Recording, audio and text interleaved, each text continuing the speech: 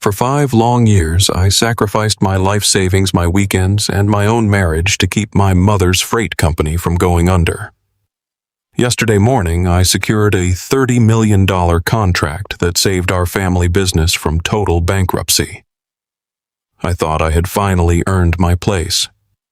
Instead, my mother looked me dead in the eye, handed the chief executive title to my twin brother who had never worked a day in his life, and tossed me a rusted key to an abandoned grain silo as my severance. I walked out without a single word. But by sunset, every major client had ripped up their contracts to follow me, and her pristine empire began to burn. My name is David Sterling, and I am 41 years old. I'm about to tell you how the ultimate family betrayal turned into the most ruthless financial trap ever set. To understand how we got there, you have to understand the blood and sweat I poured into the floorboards of that company. My father built Sterling Midwest Freight with a single truck and a Midwestern handshake. When he passed away 5 years ago, the business was drowning in debt. I stepped in as the silent workhorse. I managed the supply chain. I negotiated the commercial leases. I worked 80-hour weeks making sure our trucks stayed on the highway while my mother Ruth attended church charity galas and played the role of the grieving wealthy widow. The boardroom smelled like stale coffee and expensive leather on the morning everything fell apart. I was sitting at the head of the long mahogany table sliding a signed contract toward our senior management team. It was a $30 million deal with the largest agricultural supplier in the Midwest. The ink was barely dry. The room erupted into applause. The executives were shaking my hand, telling me that my father would have been incredibly proud. For the first time in 5 years, I let myself feel a true sense of victory. My father had promised me on his deathbed that if I saved his legacy, I would take over as CEO. This contract was the final piece of that puzzle. Then the heavy glass doors of the boardroom swung open. My mother Ruth walked in wearing a pristine white designer suit, holding her head high like she owned the very air we were breathing. Right behind her was my twin brother Derek. We might have shared the same face, but that was where the similarities ended. While my hands were calloused from inspecting freight yards and loading docks, Derek's hands were perfectly manicured. He was wearing a custom-tailored Italian suit, sporting a deep tan from his 3-week ski trip in Aspen. Derek had never negotiated a commercial contract. He had never managed a warehouse. He had spent his entire adult life living off the company credit card, treating the family business like his personal cash machine. The applause in the room died down immediately. Ruth took her place at the opposite end of the table. She placed her expensive handbag on the polished wood and looked around the room with a cold, tight smile. "Thank you all for your hard work," she said, her voice echoing in the quiet room. "As you know, Sterling Midwest Freight has reached a pivotal moment in our history. With this new contract secured, we are officially entering our next phase of expansion. And to lead us into this new era, I am proud to announce the new Chief Executive Officer of this company, my son, Derek Sterling." The silence that followed was suffocating. I stared at my mother, completely frozen. The senior executives shifted uncomfortably in their expensive chairs, refusing to make eye contact with me. "Mom," I said, keeping my voice low and steady to hide the shock. "Dad promised me this position. I built this contract from the ground up. Derek does not even know the passcode to our routing software." Ruth narrowed her eyes. Her smile vanished instantly, replaced by a look of absolute disgust. She leaned forward, resting her hands flat on the table. "Do not ever question my decisions in front of my board." "David," she snapped, "your father made a lot of promises when he was sick and not thinking clearly. But I am in charge now. Derek has the face and the charisma of a true leader. He belongs in the country club closing deals with men of influence. You, on the other hand, just have the sweat of a common laborer. You are a workhorse, David. You are good for lifting heavy boxes and checking inventory, but you are completely unfit to represent the Sterling family name on a corporate level." Derek smirked, adjusting his expensive silk tie. He looked down at me like I was something he had scraped off the bottom of his shoe. "Come on, Dave." He laughed. "Do not be bitter. I might still let you run the warehouse night shifts if you ask nicely." I stood up from my chair. My heart was pounding so hard I could hear it in my ears. After 5 years of sacrificing my own family and my own financial security, this was my reward.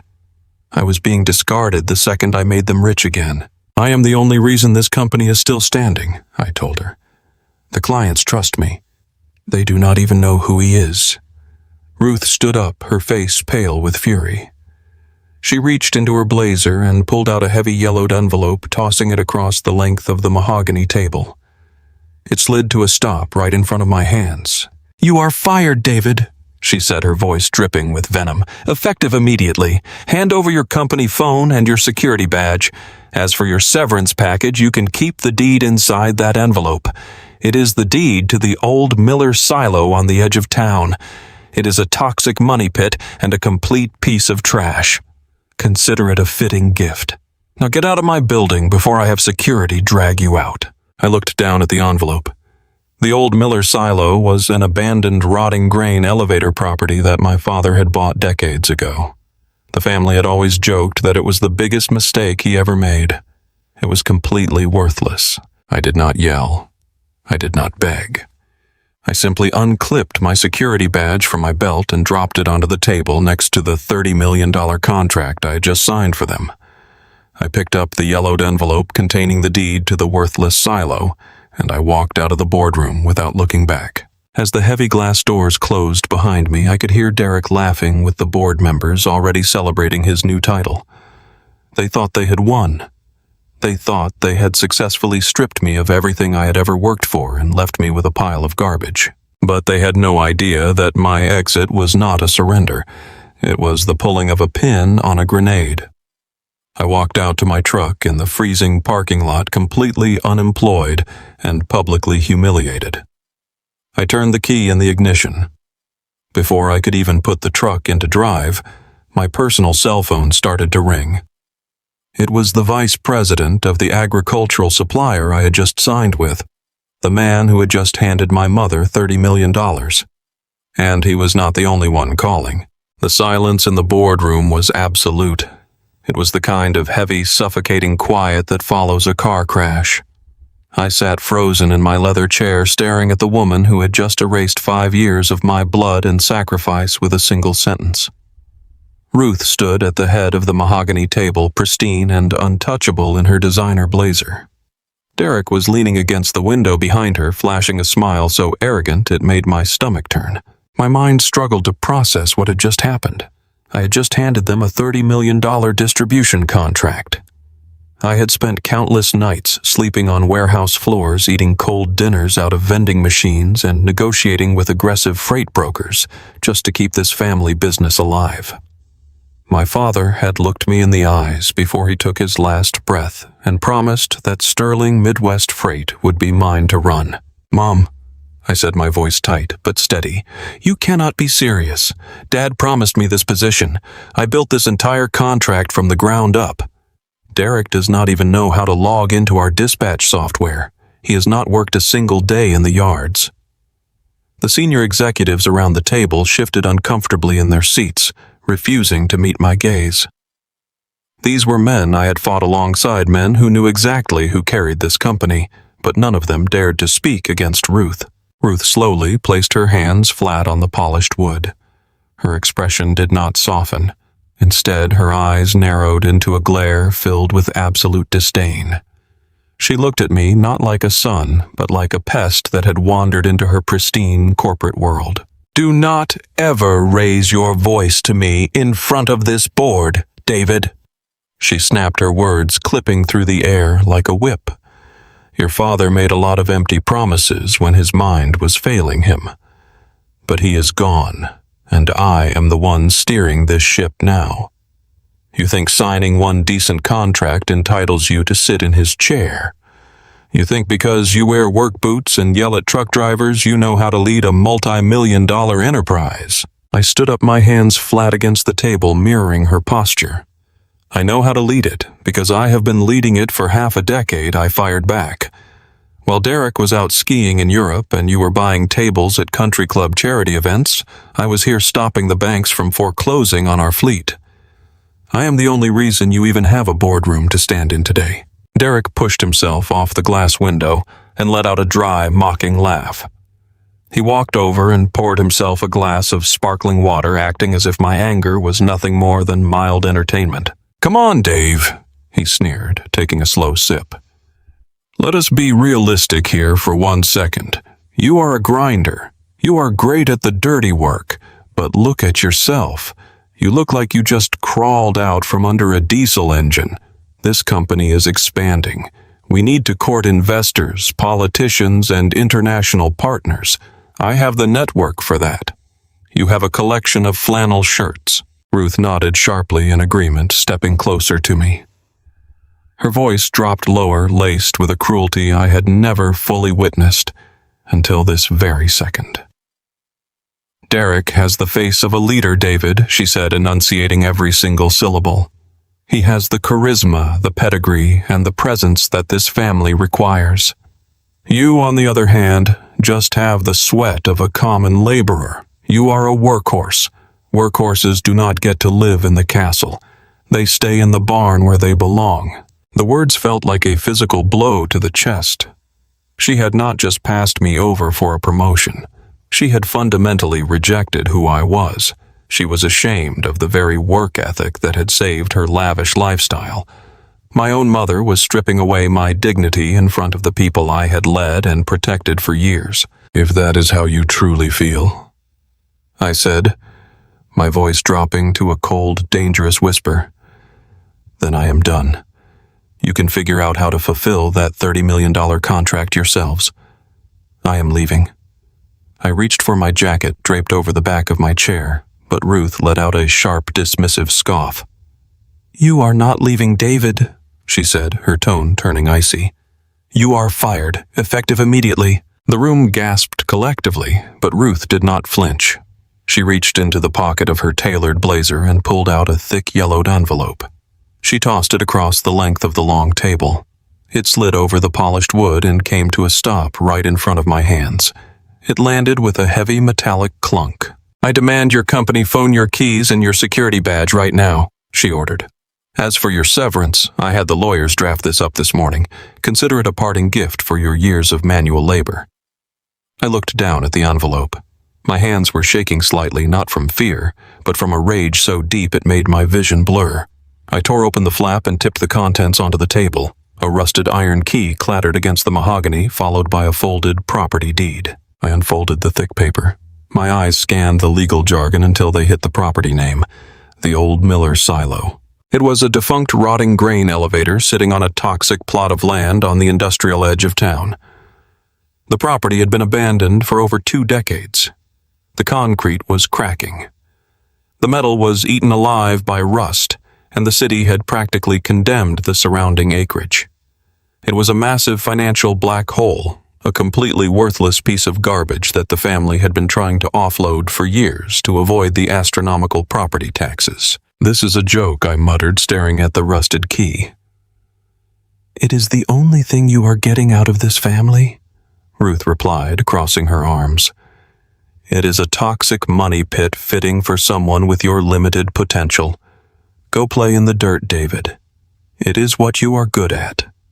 Now get out of my building before I have security escort you off the premises."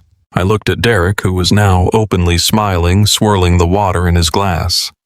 I looked at the board members who were staring at their shoes.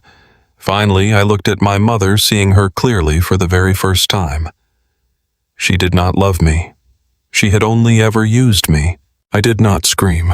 I did not beg for my job back. I reached down to my belt, unclipped my security badge, and dropped it onto the table next to the rusted key. I pulled my company phone from my pocket and set it down right beside it. I picked up the deed and the key, sliding them into my jacket pocket without a single word. I turned my back on all of them and walked out of the boardroom. The heavy glass doors shut behind me, sealing away the family that had just betrayed me. I marched down the hallway, stepped into the elevator, and rode it down to the lobby in total silence. The cold afternoon air hit my face the moment I pushed through the front lobby doors. I walked across the massive concrete parking lot toward my battered pickup truck, feeling completely empty. I had no job, no income, and no future. I had been traded in for a guy who wore Italian suits and a mother who valued status over her own flesh and blood. I unlocked my truck door and climbed inside the worn fabric of the driver's seat, offering the only comfort I had left in the world. I gripped the steering wheel, staring blankly at the brick facade of the Sterling Midwest Freight headquarters. I was trying to figure out how I was going to survive the week. Then the silence of the truck cab was shattered. My personal cell phone, sitting in the cup holder, lit up and began to ring. I glanced down at the screen. It was the vice president of the agricultural supplier, the very same man who had just signed the $30 million contract an hour ago. I stared at the glowing name for a second before reaching out and hitting the accept button. I sat parked outside the company I had just saved. Through the cracked windshield, I watched the Midwest sun bleed across the horizon, casting mocking shadows over the Sterling Midwest Freight building. The red brick facade, the loading docks, the fleet of diesel trucks lined up like loyal soldiers, all of it belonged to my family, and now none of it belonged to me. The rusted key my mother threw at me sat on the dashboard, a heavy reminder of my absolute worthlessness in her eyes. I gripped the steering wheel until my knuckles turned white, processing the sheer magnitude of the betrayal. 10 years of skipping holidays to manage supply chains, negotiating with union drivers in freezing rain, and pulling this company back from the edge of total ruin. All of it handed to a man whose only qualification was a matching last name and Italian suits. Derek, my twin brother. The golden boy who could not tell a freight manifest from a restaurant menu. The silence in the cab of my truck was suffocating. I rolled down the window, letting the autumn air bite at my face. I had to figure out how to tell my wife that the executive title, the salary, the future we banked our lives on was gone, erased by a single sentence from my mother. The engine ticked as it cooled, the only sound in the desolate lot. I looked up at the corner office. The lights were on. I pictured Derek sitting in my father's leather chair, congratulating himself on a victory he did nothing to earn. Hot, blinding anger replaced the initial shock. They thought they could carve me out like a tumor. They thought they could take the massive contract I had just secured and leave me bleeding on the pavement. I closed my eyes, taking a deep breath, trying to push down the rage. Before I could turn the key in the ignition, the silence was shattered. My phone buzzed. The harsh vibration rattled against the plastic, jarring me out of my thoughts. I stared at the screen, expecting to see my wife calling, or maybe even my mother calling to deliver one final insult. Instead, the caller ID displayed a name that made my stomach drop. Marcus Thorne. Marcus was the chief executive of Vanguard Logistics, the anchor client of the massive deal I had just closed that morning. He was an old-school Chicago titan, a man who built his empire with calloused hands and expected the exact same grit from anyone he did business with. If he was calling now, it meant the news of the boardroom slaughter had already leaked. I cleared my throat, wiped the cold sweat from my forehead, and answered the call, preparing for the worst. I expected him to demand a transition plan. I braced myself to politely hand over the relationship I had cultivated for 6 grueling months. "David!" Marcus barked, his voice rough as gravel. There were no pleasantries, no formal introductions. "Tell me this rumor I am hearing is a joke. Tell me your mother did not just hand the keys of Sterling Freight to that empty suit brother of yours." I let out a slow exhale. "It is not a rumor, Marcus. Derek is the new boss, effective immediately." There was a heavy pause on the line. Then a low, humorless chuckle vibrated through the speaker. "Your mother must have lost her absolute mind," Marcus said, the anger now palpable. "I did not sign a $30 million contract with a corporate logo, David. I signed it with you. I signed it because when the blizzard hit last February, you were the only dispatcher out on the ice loading trucks to make sure my supply lines stayed open. I do not know your brother, and I am sure as hell not trusting my freight to a man who spends half the year getting tan in Europe." I sat completely paralyzed, gripping the phone against my ear. "Marcus, the contract is legally binding with Sterling Midwest Freight. I am no longer an employee there." I spoke the words, but they felt entirely foreign on my tongue. Marcus did not miss a beat. Contracts have cancellation clauses, son, and I have the best lawyers in the state. I already told my legal team to tear that paperwork to shreds. We are pulling our business, every last dime. My heart hammered against my ribs. Marcus, you cannot do that. You need a distribution network by Monday. The gravel in his voice shifted into absolute loyalty. Then you better find a desk and a phone by Monday morning, David, because Vanguard is following you. You set up a new shop, you point to a map, and my trucks will be there. You are the only Midwest handshake I trust. Before I could even form a sentence to thank him, the line clicked dead. I lowered the phone, staring blankly at the screen. But the screen did not stay dark. Almost instantly, it lit up again. This time it was Sarah Jenkins, head of operations for a regional grocery chain that made up 20% of Sterling's annual revenue. I answered, and the conversation was nearly identical. She was furious. She had caught wind of Derek's appointment and was absolutely livid that the man who actually managed her accounts had been discarded. We are out, David, she told me flatly. Let me know where you land. We will tear up the Sterling agreement tomorrow. As soon as she hung up, a text message rolled in from another major distributor, then another phone call. Within the span of 45 minutes, as the sun completely vanished and the parking lot fell into total darkness, my phone blew up with messages of outrage and solidarity. The clients, the people who actually understood the blood and oil that kept this industry moving, were walking away from Sterling. They were choosing the sweat of a laborer. The glow of my phone screen illuminated the dark cab of my truck.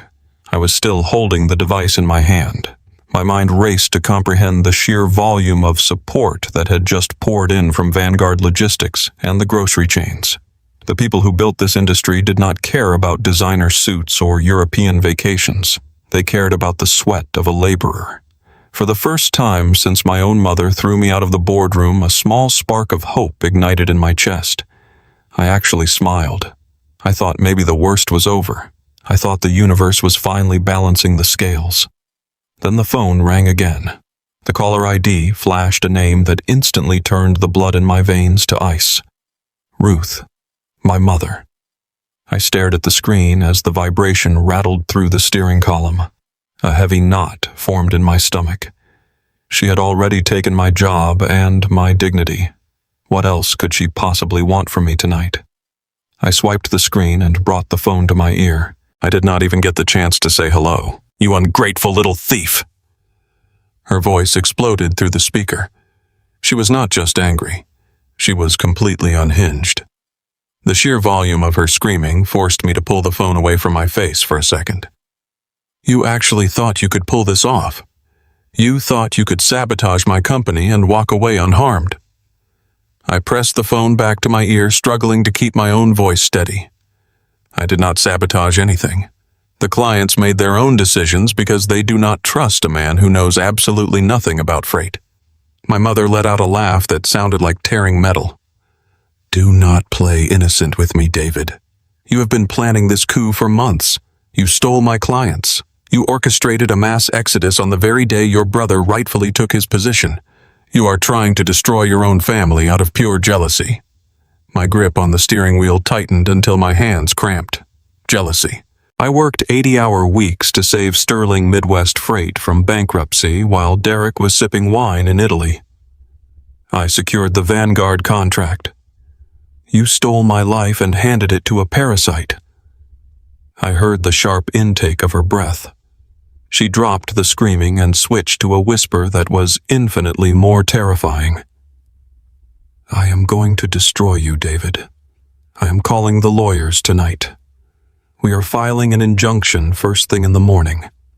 I will sue you for corporate espionage, theft of trade secrets, and intentional interference with business relations. I will bury you in so much litigation that you will never find work in this state again. You will be penniless. You will lose everything. You are my mother, I whispered. The words tasted like ash in my mouth. I could not believe the woman who raised me was promising to annihilate my entire existence over a company she did not even understand. She did not hesitate. You stopped being my son the second you turned those clients against your brother. Consider yourself warned. The line went completely dead. I sat frozen in the driver's seat. The silence of the empty parking lot pressed in on me from all sides. The small spark of hope I had felt just minutes ago was entirely extinguished. Ruth was not making empty threats.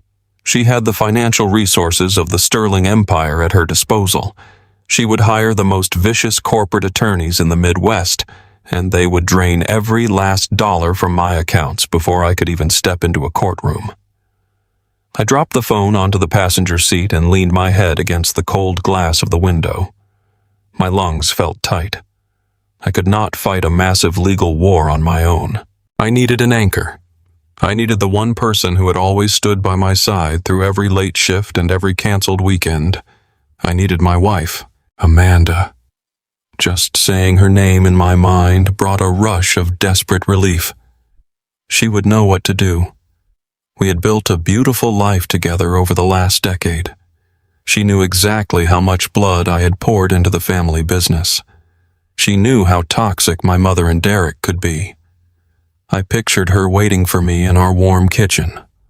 I imagined her pulling me into a hug, telling me that we would figure this out together, reminding me that a job title did not define my worth as a man.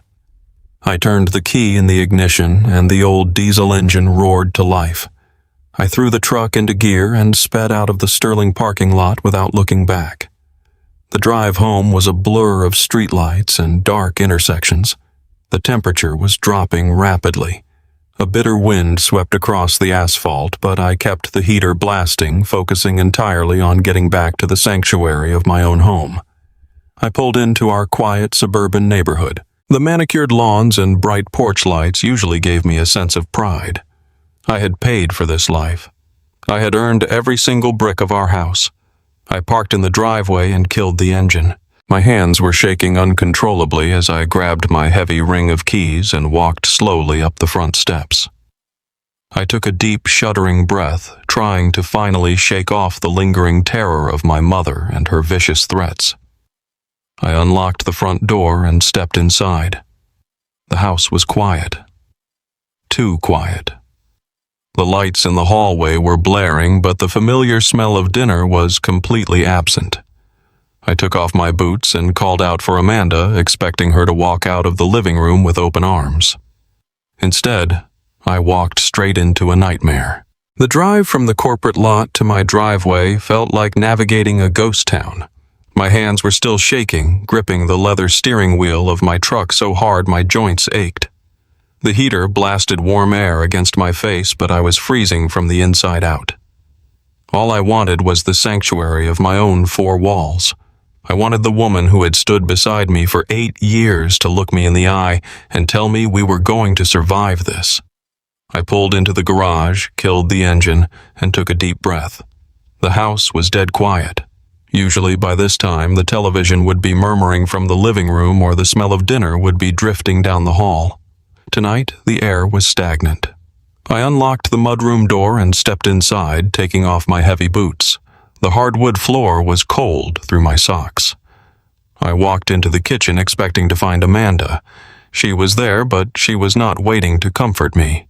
She sat at the marble island, a half-empty glass of red wine in her hand, staring straight ahead. Her posture was rigid, her jaw clenched tight. The warm, loving wife I had pictured during the entire agonizing drive home did not exist in this room. I dropped my keys on the counter. The metal clattered against the stone, a harsh sound that made her flinch, but she refused to look at me. I took a step forward, my voice raspy and exhausted. Amanda, I need to tell you what just happened at the office. It is a complete disaster. Ruth and Derek ambushed me. She finally turned her head, and the expression on her face stopped me dead in my tracks. There was no sympathy. There was no shock. There was only pure, unadulterated disgust. I already know, she said, her voice dripping with ice. Your mother called me 20 minutes ago. She told me everything. She told me how you completely humiliated yourself in front of the board of directors. She told me you were fired. I stood there stunned, trying to process the absolute lack of emotion in her tone. My own mother fired me after I saved the company. I pleaded desperate for her to understand the betrayal.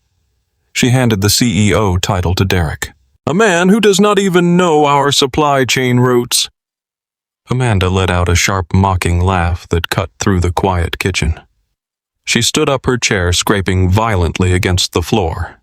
And whose fault is that, David?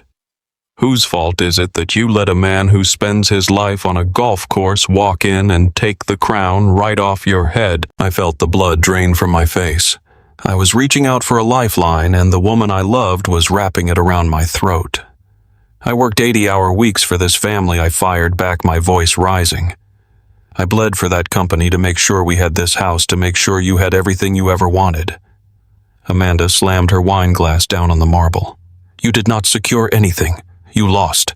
You let them play you for a fool. Do you have any idea how this makes me look? Do you have any idea what this means for us? For me. She stepped closer, her eyes blazing with a kind of hatred I had never seen before. I have spent the last 5 years putting up with your exhausting work schedule, your constant stress, your smelling like diesel fuel and warehouse dust. I put up with it because you promised me the CEO title. You promised me the salary, the equity, the life we actually deserve. And you let them strip it away like you are absolutely nothing. You are a weak man, David, a weak, pathetic laborer who thought he could sit at the king's table. The words hit me harder than any physical blow. She was echoing the exact same poison my mother had spewed in the boardroom. I backed away from her, staring at this woman as if she were a total stranger. You only cared about the title. I whispered the crushing reality, finally breaking through my denial. You only cared about the money. Amanda crossed her arms, completely unapologetic. Of course I cared about the money. Derek's wife is going to be the new queen of the country club. She is going to be driving a brand new imported SUV, hosting the charity galas, and spending her summers in the Hamptons. Meanwhile, what do I get? I get a disgraced, unemployed husband who just got tossed out into the street with a trash bag and a worthless piece of junk property. I am supposed to be the wife of the CEO of Sterling Midwest Freight. I am not supposed to be married to a bankrupt loser. The venom in her voice was absolute. Every vow we took, every quiet moment we shared was instantly reduced to a failed financial transaction. She did not love me. She loved the future I was supposed to purchase for her. When that future died in the boardroom, her love died right along with it. I looked around the beautiful, expensive kitchen we had built together, realizing I had paid for a life that was entirely fake. I had no wife. I had an investor who was pulling her funding because the stock just crashed. The realization left a hollow, sickening void in my chest. I had spent nearly a decade building my entire existence around protecting and providing for a woman who viewed my dedication as nothing more than a stepping stone for her own vanity. I stood completely alone in the center of the home I had bled for, realizing the foundation had always been made of sand. I was completely and utterly trapped in a nightmare I could not escape. Before I could even process the sheer cruelty of her words, a slow and deliberate clapping echoed from the hallway. I turned my head and saw Todd stepping into the soft light of the kitchen. Todd was Amanda's older brother, a wealthy local banker who wore his arrogance like a custom-tailored suit. He leaned against the expensive marble counter, swirling a glass of my best scotch. A smug smile stretched across his face. He looked at me with the exact same pity and disgust that my own mother had weaponized against me just a few agonizing hours earlier today. I stared at him, feeling the remaining air leave my burning lungs. What are you doing in my house? Todd, I demanded, my voice trembling with a mixture of exhaustion and rising anger. Todd took a slow sip of the scotch, savoring it before he finally answered. This is not your house anymore, David, he replied smoothly. He glanced over at his sister, who stood completely rigid with her arms crossed tightly over her chest. Amanda is filing for divorce first thing tomorrow morning, and she asked me to come over here to handle the garbage disposal for her today. The word divorce hit me like a physical blow to the stomach.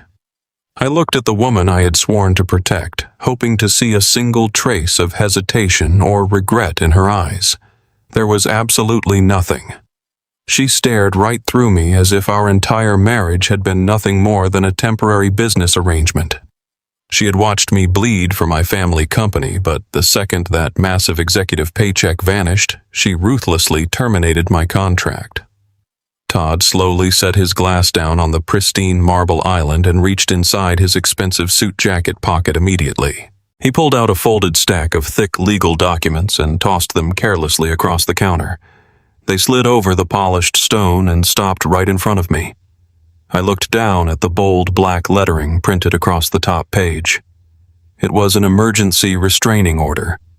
My mind completely short-circuited as I tried to comprehend the blatant lies typed underneath my own name.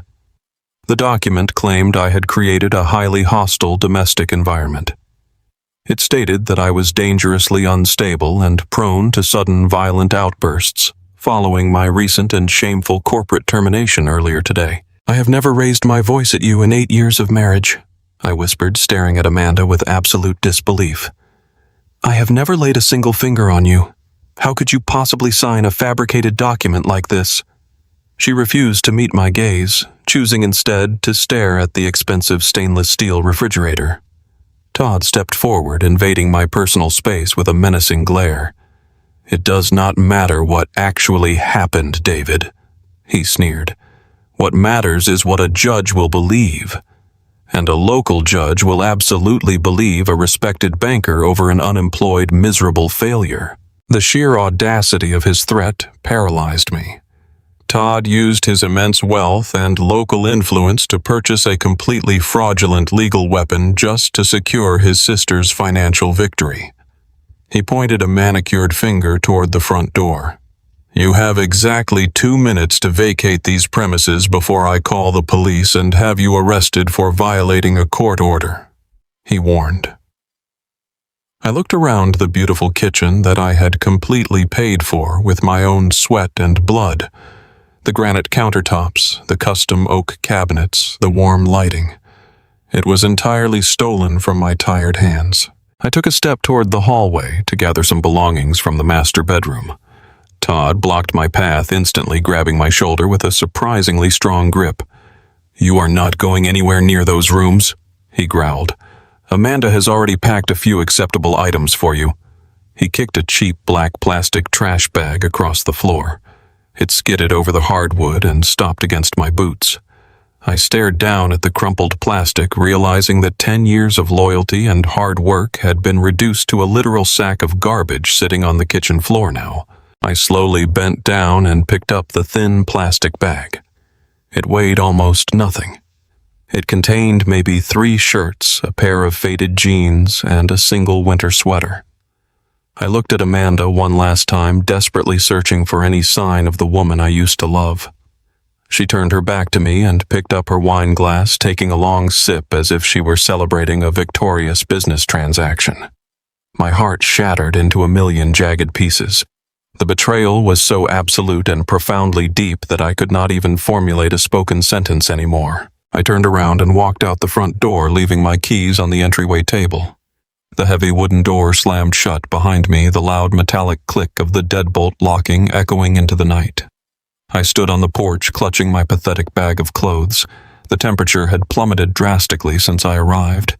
A brutal Midwestern wind howled through the bare trees, carrying sharp flakes of freezing snow that stung my exposed face. I stumbled down the front steps and walked toward my truck. The reality of my dire situation finally crushed down on my exhausted broad shoulders. I had absolutely no money, no family, and nowhere to go. I opened the truck door and tossed the trash bag onto the passenger seat. The interior was freezing, offering zero comfort against the biting cold. I inserted the key into the ignition, my hands shaking violently from both the dropping temperature and the massive adrenaline crash. Through the frosty windshield, I stared at the brightly lit house that no longer belonged to me. I was completely homeless. I put the truck in reverse and slowly backed out of the driveway, driving away into the dark and freezing winter abyss. My heavy truck tires crushed the frozen gravel as I pulled off the main highway. I was leaving the bright streetlights of my former life far behind me. The heater blasted against my numb hands, but the warmth felt completely artificial. My entire reality had been brutally stripped away in less than 12 hours. I steered the vehicle down a cracked asphalt road that the local city council had abandoned decades ago. Dead weeds scraped against the passenger doors, clawing at the dark paint like desperate fingers. At the end of the desolate road stood my final destination. The old Miller silo loomed against the starless night sky like a decaying concrete monster. It was a towering monument to industrial ruin. Rusted corrugated metal hung off the massive cylindrical storage towers, groaning heavily under the relentless force of the brutal wind. A sagging chain-link fence surrounded the overgrown perimeter, choked with dead vines and rusted barbed wire. My mother had thrown the deed to this toxic wasteland at my face as a severance package. She called it a worthless garbage dump, hoping I would see my own pathetic future reflected back perfectly in its rotting structure. I shifted the truck into park and killed the engine. The sudden silence inside the cab was deafening, quickly replaced by the howling gale outside. I reached across the center console and picked up the thin plastic trash bag Amanda permitted me to take. It contained 3 shirts, a pair of worn jeans, and 1 heavy wool sweater. That was the grand total of my earthly possessions after 10 years of breaking my back. I tossed the bag onto the cold floorboard and gripped the steering wheel until my knuckles turned white. Total isolation washed over me. I had absolutely nowhere else to go. Todd had frozen every single bank account associated with my name. My credit cards were entirely useless blocks of plastic. I could not even afford a cheap motel room. The temperature gauge on the dashboard read 12 degrees, and the mercury was continuing to plummet by the minute.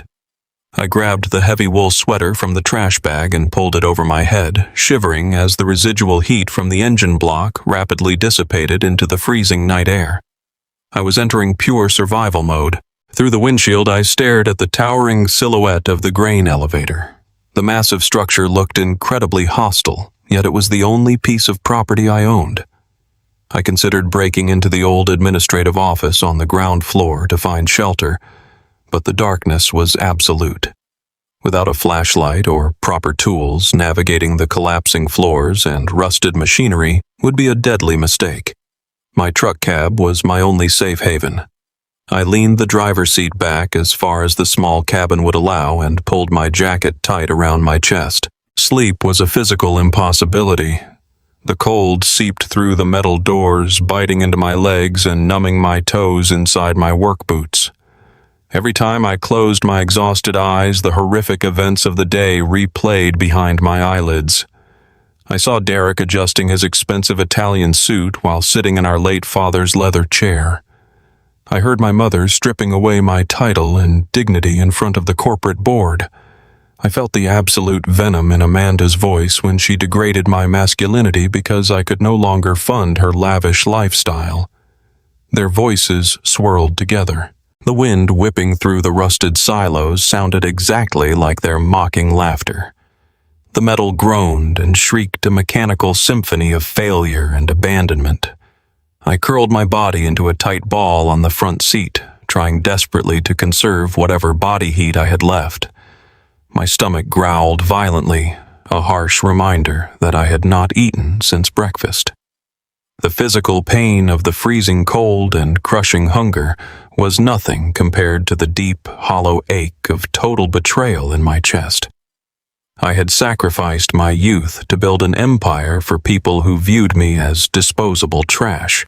Around 3 a.m, the cold became genuinely dangerous. My teeth were chattering so violently that my jaw ached and I could no longer feel my fingers.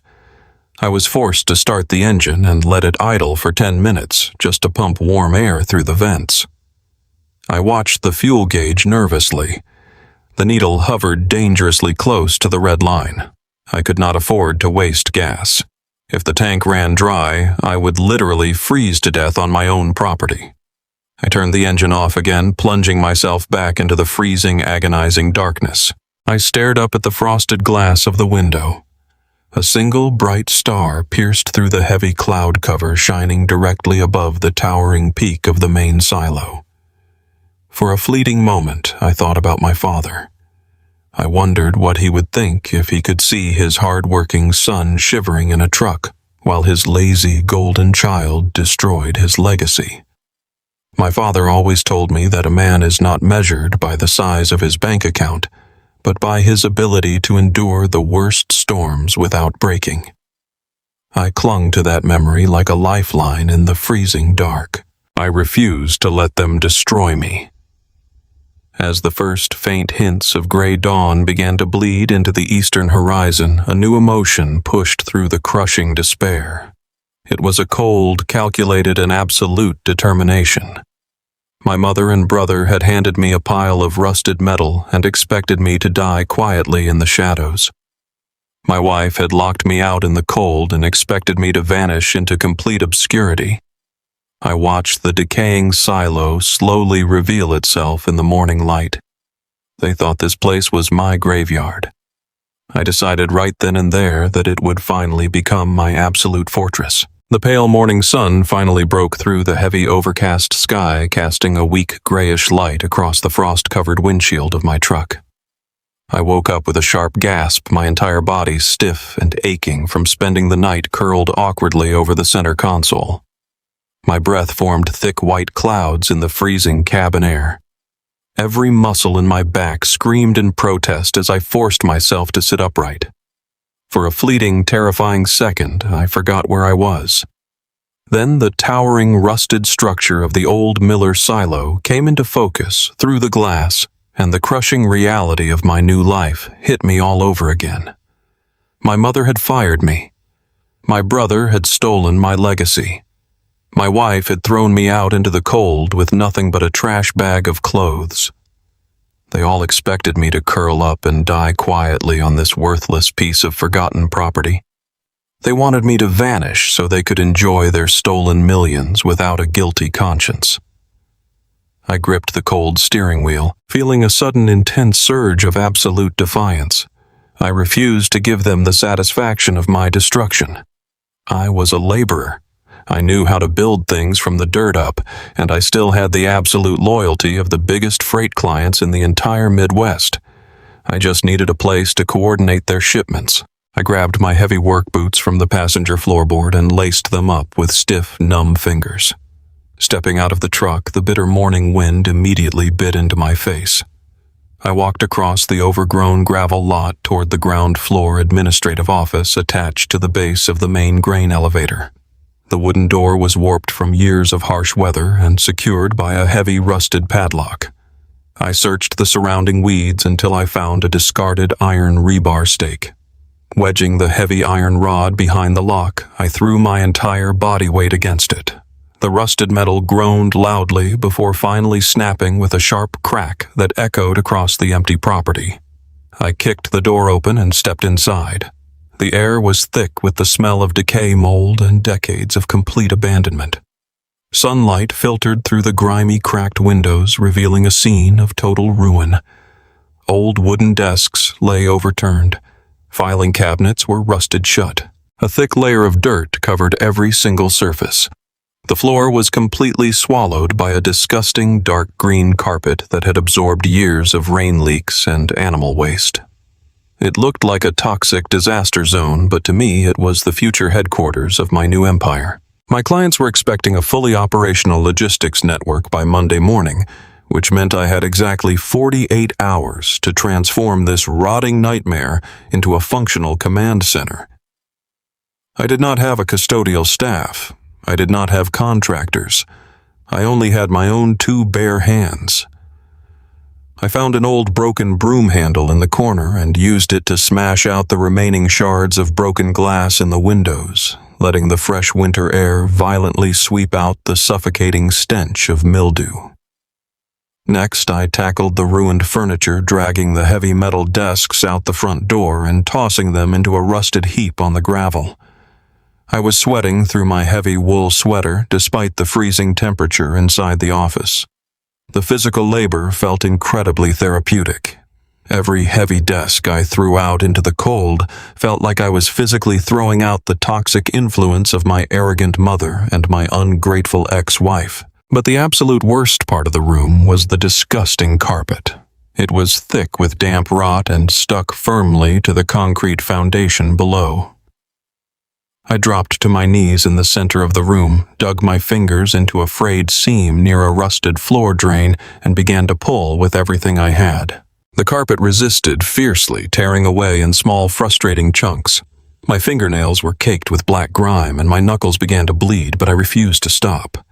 I grabbed a jagged piece of scrap metal I found near the door and used it as a makeshift knife, slicing long, deep lines through the hardened fabric to create manageable strips. I gripped the edges of the filthy material, braced my boots against the floor, and ripped a massive section backward. The tearing sound was incredibly loud, like ripping Velcro amplified through a megaphone. A thick cloud of toxic dust exploded into the air, forcing me to cough violently and turn my face away. As the dust slowly settled, I looked down at the exposed concrete beneath my boots. Something was completely wrong. The foundation was not a smooth, continuous pour of cement. Right in the exact center of the small office floor, beneath a layer of protective plastic sheeting that had been glued down under the carpet padding, was a perfectly square cutout in the concrete. I dropped my makeshift knife and quickly brushed away the remaining debris with my bare hands. My heart began to hammer against my ribs like a trapped bird. Embedded directly into the foundation was a massive steel floor safe. Its metal dial and locking mechanism were pristine, untouched by the surrounding decay. It was deliberately hidden. Nobody buries an industrial vault under a worthless silo unless they are protecting something of unimaginable value. I stared at the dial, realizing I had stumbled upon a massive secret. My hands shook as I gripped the handle, pulling upward with all my strength, but the lock held firm. I could never break this open with bare hands or rusty rebar. I needed industrial cutting tools and a sledgehammer from the hardware store immediately. But a terrifying realization washed over me. Buying those tools required cash, and my corrupt brother-in-law had frozen every account holding my money. The heavy steel safe buried in the concrete floor of the abandoned silo was my only remaining hope. I stared down at the rusted metal dial and knew my bare hands would never be enough to break it open. I needed serious industrial equipment. I needed a heavy sledgehammer to shatter the surrounding concrete and a high-powered angle grinder to slice through the thick steel hinges. My lungs burned with the freezing damp air of the rotting office as I stood up and brushed the toxic dirt from my stiff jeans. I walked back out to my cold truck. The morning sun offered absolutely no warmth as I climbed into the driver's seat and slammed the heavy door shut. My hands were blistered and bleeding from tearing up that disgusting ruined carpet. I turned the key in the ignition, and the old diesel engine roared to life with a violent shudder. I shifted into gear and steered the vehicle away from the desolate property. The heater blasted against my numb face as I drove toward the edge of town. I was operating on pure adrenaline and sheer absolute desperation to uncover the hidden secret my father buried down there. I pulled into the crowded parking lot of the local hardware store. The bright fluorescent lights shining through the large glass windows looked like a completely different universe compared to the dark nightmare I was currently trapped inside. Normal people were walking out with cans of paint and bags of potting soil. They were living peaceful lives while my entire existence had been ruthlessly destroyed by my own mother and brother just 24 hours ago. I killed the engine and sat in the quiet cab for a brief second to gather my racing thoughts before stepping outside the truck. The automatic sliding doors parted, and a blast of warm air hit my frozen face. The store was loud and busy with weekend shoppers. I grabbed a heavy metal shopping cart and pushed it directly toward the back aisles where the heavy demolition tools were stocked. I walked past the aisles of shiny new appliances and brightly colored garden hoses. My mind was completely focused on the steel vault waiting for me in the frozen dirt. I found the masonry section and lifted a massive 20-pound sledgehammer from the bottom shelf. The heavy weight felt incredibly solid and grounding. I placed the sledgehammer into the metal cart and moved down the aisle to find a crowbar. I selected a thick, forged steel pry bar that could easily rip through stubborn materials. Next, I grabbed a heavy-duty angle grinder and a stack of diamond-tipped cutting wheels designed specifically to slice through hardened security steel. I tossed a pair of thick leather work gloves and protective safety goggles on top of the pile. I looked down at the heavy equipment and felt a sudden intense surge of confidence. I was finally taking control of my own destroyed destiny today. I pushed the heavy cart toward the front checkout lanes. A young cashier with a bored expression scanned my items one by one. The machine beeped loudly with each scan. The total price climbed quickly on the digital display screen, $284.50. I reached into my back pocket and pulled out my worn leather wallet. I retrieved my primary credit card. It was a joint account I shared with Amanda, but the credit limit was more than enough to cover this purchase. I inserted the plastic chip into the small payment terminal slot. I waited for the familiar approved message to flash on the small digital screen. Instead, the machine emitted a sharp, harsh beep that made my stomach drop instantly. The bold red letters spelled out the word declined. The young cashier sighed heavily and looked at me with mild annoyance. She told me the card did not go through and asked if I wanted to try inserting it again. I wiped a sudden cold sweat from my forehead and nodded. I pulled the card out and pushed it back into the slot. The exact same sharp, harsh beep echoed loudly again. Declined once more. Panic started to rise in my chest like fast-rising floodwater. I quickly pulled out my personal debit card and handed it to the cashier. This account was entirely in my name and held all of my personal savings. She swiped the magnetic strip through her machine. Another loud, harsh beep pierced the air. Declined. I stared at the screen in absolute total disbelief. There was over $40,000 in that personal account just yesterday morning. The cashier looked at me with a mixture of pity and irritation as the line grew longer behind me. I mumbled a quick apology and stepped away from the busy checkout lane, leaving the cart of heavy tools behind. I walked outside into the freezing wind and pulled out my phone with violently shaking hands. I immediately dialed the customer service number on the back of my bank card. After 10 agonizing minutes on hold, a representative finally answered the call. I demanded to know why my cards were suddenly blocked. The woman on the phone checked my file and delivered the crushing, devastating blow. She informed me that all my accounts were legally frozen this very early morning. She explained that an emergency court order had been filed by my bank manager, Todd. My arrogant, corrupt brother-in-law had weaponized his executive banking power and the fraudulent divorce proceedings to lock me out of every single penny I owned. He claimed the freeze was completely necessary to prevent me from hiding marital assets. I stood in the freezing parking lot completely penniless and utterly trapped. I had no cash to buy the tools. I had no resources to fight back. I looked at the hardware store doors, realizing I was fully blocked from uncovering my only hope. The automatic glass doors of the hardware store closed behind me, cutting off the warm air and plunging me back into the brutal winter chill. Shoppers brushed past my shoulders, carrying bags of nails and power drills. They were returning to normal lives completely unaware of the man whose existence had just been systematically dismantled. My hands hung empty at my sides. The demolition tools I desperately needed were abandoned in a metal shopping cart near the checkout lane. Todd had executed his trap flawlessly. By freezing every account bearing my name, my corrupt brother-in-law stripped away my final layer of defense. I was financially paralyzed. Without money, I could not buy the tools required to crack open the mystery my father had buried beneath the concrete floor of the silo. I stumbled across the asphalt toward my truck, my heavy work boots feeling like solid lead. The icy wind howled across the parking lot, biting violently at my face, but the physical cold was nothing compared to the hollow terror expanding inside my chest. I reached the driver's side door and leaned my forehead against the frosty glass, struggling to pull oxygen into my burning lungs. I had spent a decade navigating massive supply chain disasters, but I had no contingency plan for my own family executing a hostile takeover of my life. I fumbled for my keys with numb fingers, desperate to climb into the cab and hide. I needed a moment to figure out how a penniless man could break into an industrial steel vault. Before I could even insert the key, a dark gray sedan pulled up, abruptly blocking my truck in the parking space. A man stepped out and walked directly toward me. He wore a cheap beige trench coat and a neutral expression, clutching a thick manila envelope. He moved with the calculated efficiency of someone who delivered bad news for a living. I stood completely frozen, watching him close the distance. He stopped 3 feet away and asked if my name was David. Every instinct in my exhausted body screamed at me to drive away, but exhaustion anchored me to the ground.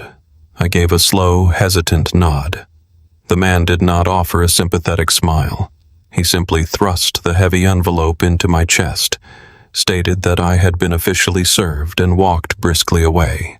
The sedan sped off, leaving me standing alone in the freezing wind with the bulky package in my hands. The paper felt unnaturally heavy. I ripped the top flap open and pulled out a massive stack of legal documents stapled together. The bold text at the top of the first page blurred before my eyes focused on the words. It was a civil lawsuit filed in the Superior Court. The plaintiff listed was Ruth, acting as the majority shareholder of Sterling Midwest Freight. I flipped to the second page, my heart hammering a chaotic rhythm against my ribs. The damages she was seeking were spelled out in cold ink. $10 million. My own mother was suing me for $10 million, claiming deliberate corporate sabotage, theft of proprietary trade secrets, and malicious interference with business relationships. The sheer absurdity of the sum made my stomach churn violently. She knew I did not have $10 million. This lawsuit was not about recovering lost revenue. It was an act of pure financial terrorism designed to crush me into absolute submission. But the nightmare did not end with the monetary demands. I flipped to the third page and found something far more lethal. Her high-priced corporate lawyers had successfully filed for an emergency preliminary injunction. The court order explicitly banned me from contacting any former clients, establishing any new logistics contracts, or operating any freight distribution business within the state boundaries until the lawsuit was fully resolved. She had legally severed my hands. She had stripped away my ability to rebuild my life, ensuring that any attempt to start over would result in immediate arrest. I dropped the pages onto the hood of my truck, staring at the threats with a sickening realization. Ruth and Derek were not just satisfied with kicking me out of the boardroom. They were absolutely terrified of me. They knew my work ethic and relationships with regional carriers were more valuable than their entire fleet of trucks. They understood that if left to my own devices, I would inevitably build a rival empire. Their response was a preemptive strike to exterminate my future. I was trapped in a lethal corner. I could not hire a defense attorney because Todd had frozen my accounts. I could not work because Ruth had legally banned me from my industry. I had no shelter, no allies, and no exit strategy. The coordinated attack from my family had effectively erased my existence. A dark, primal anger began to replace the suffocating despair. I gathered the scattered legal documents and shoved them violently back into the envelope. They wanted me to roll over and accept defeat. They expected me to surrender and vanish into the shadows as a broken failure. But they had made one critical miscalculation. They had severely underestimated the absolute willpower of a man who had nothing left to lose. I yanked the truck door open and climbed into the freezing cab, throwing the lawsuit onto the passenger seat next to my pathetic bag of clothes. I jammed the key into the ignition and the diesel engine roared with a deafening growl. The hardware store tools were a luxury I could no longer afford. I threw the vehicle into gear and tore out of the parking lot. The hidden floor safe buried beneath the rotting carpet was no longer just a curious mystery. It was my absolute last hope for survival. My father had deliberately concealed that vault from Ruth and Derek for a reason. He had known exactly what they were capable of doing, and he had left something behind specifically for this catastrophic scenario. I gripped the steering wheel so tight my knuckles turned completely white, my jaw locked in determination. I did not need a shiny new sledgehammer or an electric angle grinder. I had heavy leather work boots, a rusted iron rebar stake, and the raw, furious adrenaline of a man fighting for his literal survival. I was going to tear that concrete foundation apart with my bare hands if necessary. I was going to crack that steel vault wide open. The rusted frame of my truck rattled violently as I navigated the treacherous dirt road leading back to the abandoned property. The heavy winter clouds hung low and dark overhead, threatening to unleash another brutal snowstorm at any given moment. I gripped the cold steering wheel with blistering hands, completely fueled by a primal combination of sheer desperation and absolute rage. My own mother had just served me with a $10 million lawsuit meant to completely obliterate my existence. She had successfully lobbied a corrupt judge to issue a statewide injunction that legally paralyzed my ability to earn a living in the freight industry. Todd had weaponized his banking authority to freeze every single penny I had ever earned, leaving me utterly penniless in the freezing cold. They had systematically stripped away my dignity, my career, my finances, and my wife. They expected me to surrender and vanish into the shadows like a defeated coward, but they had fundamentally misunderstood the kind of man my father had raised. I parked the truck near the decaying entrance of the silo and stepped out into the freezing wind. I did not have the money to buy a new angle grinder or an industrial jackhammer. I only had a heavy, rusted iron rebar stake I had found in the weeds and the heavy leather work boots on my feet. But I also possessed an unyielding determination to uncover whatever secret my late father had deliberately buried beneath the concrete floor of this ruined office. I walked through the broken doorway of the ground floor administrative office and stared down at the exposed steel dial of the hidden floor safe. The thick, toxic dust from the rotting carpet I had torn away earlier still lingered heavily in the damp air. The temperature inside the room was dropping rapidly, but my blood was boiling with an intense, fiery focus. I knelt beside the heavy steel vault and brushed the remaining debris away with my bare hands. The metal was cold and unforgiving. It was an industrial-grade security safe designed to withstand fires, floods, and deliberate tampering. My bare hands and a rusted piece of scrap metal were logically no match for solid, hardened steel. But logic had abandoned my life the moment my twin brother Derek stole my rightful legacy. I stood up and gripped the heavy iron rebar stake with both hands. I raised the heavy rusted metal bar high above my head and brought it down with every ounce of physical strength my exhausted body could generate. The iron collided with the thick concrete surrounding the safe with a deafening crack that echoed violently throughout the empty silos. A sharp pain shot up my arms and radiated deep into my shoulders, but I refused to stop. I raised the bar and struck the concrete again, and again, and again. The physical labor was agonizing, but it was also incredibly therapeutic. Every violent swing of the heavy iron rod was a direct physical response to the people who had betrayed me.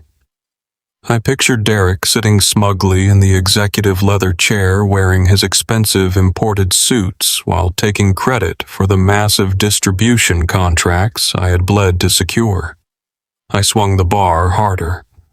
I pictured my mother standing in the corporate boardroom demanding my immediate termination while coldly stating that I only possessed the sweat of a common laborer. I brought the iron down with bone-shattering force. I remembered Amanda degrading my masculinity and abandoning our marriage the very second my executive salary was taken away. The concrete began to spiderweb with deep, jagged cracks. Small gray chips of cement exploded upward and struck my face, leaving tiny stinging cuts across my frozen cheeks. I did not care about the physical pain. The physical pain was absolutely nothing compared to the profound emotional agony of being discarded by everyone I had ever loved and trusted. Hours began to bleed together in a continuous, agonizing loop of lifting and striking. The weak winter sun slowly, completely vanished behind the horizon, plunging the ruined office into near-total darkness.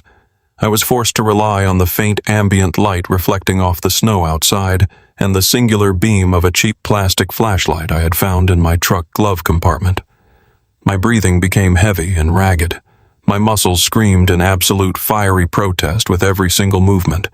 Blisters had formed on my palms and then burst, leaving my hands raw and bleeding against the rough, rusty surface of the iron stake.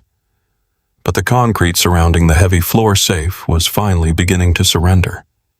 I dropped the iron bar and fell to my knees, gasping for cold air while wiping a thick mixture of toxic dust and sweat from my stinging eyes. I grabbed a heavy flat piece of broken masonry and used it as a crude wedge, driving it deep into the fractured cement beside the steel housing of the vault. I threw my entire body weight against the makeshift lever, pushing with a desperate, agonizing roar that tore through my burning throat. The stubborn concrete groaned loudly and then finally shattered into massive, heavy chunks. I frantically dug my bleeding fingers into the freezing dirt and rubble, pulling the broken pieces away from the steel safe. The heavy metal housing was finally completely exposed.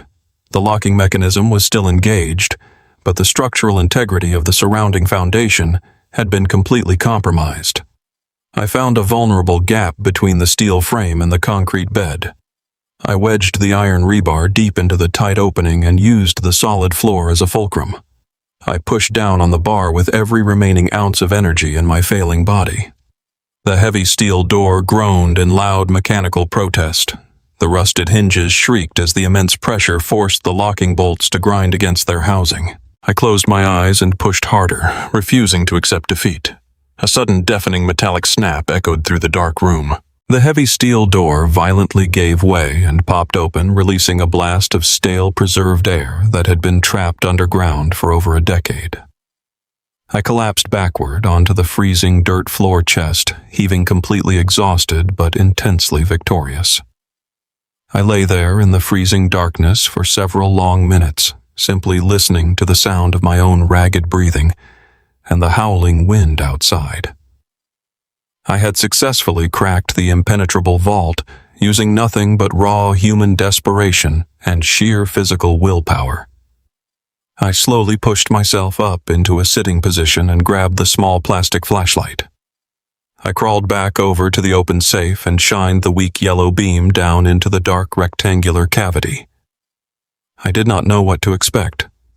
Part of my exhausted mind thought perhaps my father had hidden emergency cash or gold bars, or perhaps a personal letter explaining why he had allowed this nightmare to happen. But there was no money inside. The vault contained a collection of thick, heavy legal dossiers neatly organized and bound in thick protective leather folders. I reached down into the dark space and pulled the heavy folders out one by one. The leather felt incredibly dry and stiff beneath my dirty, bleeding fingers. These documents had clearly remained completely untouched since the day my father had secretly buried them. I brushed a thick layer of dust off the top folder and opened the heavy cover. The pages inside were pristine, covered in dense, complex legal terminology and bearing the official embossed seals of state regulatory commissions and federal trademark offices. I adjusted the weak flashlight beam and began to read the first few pages.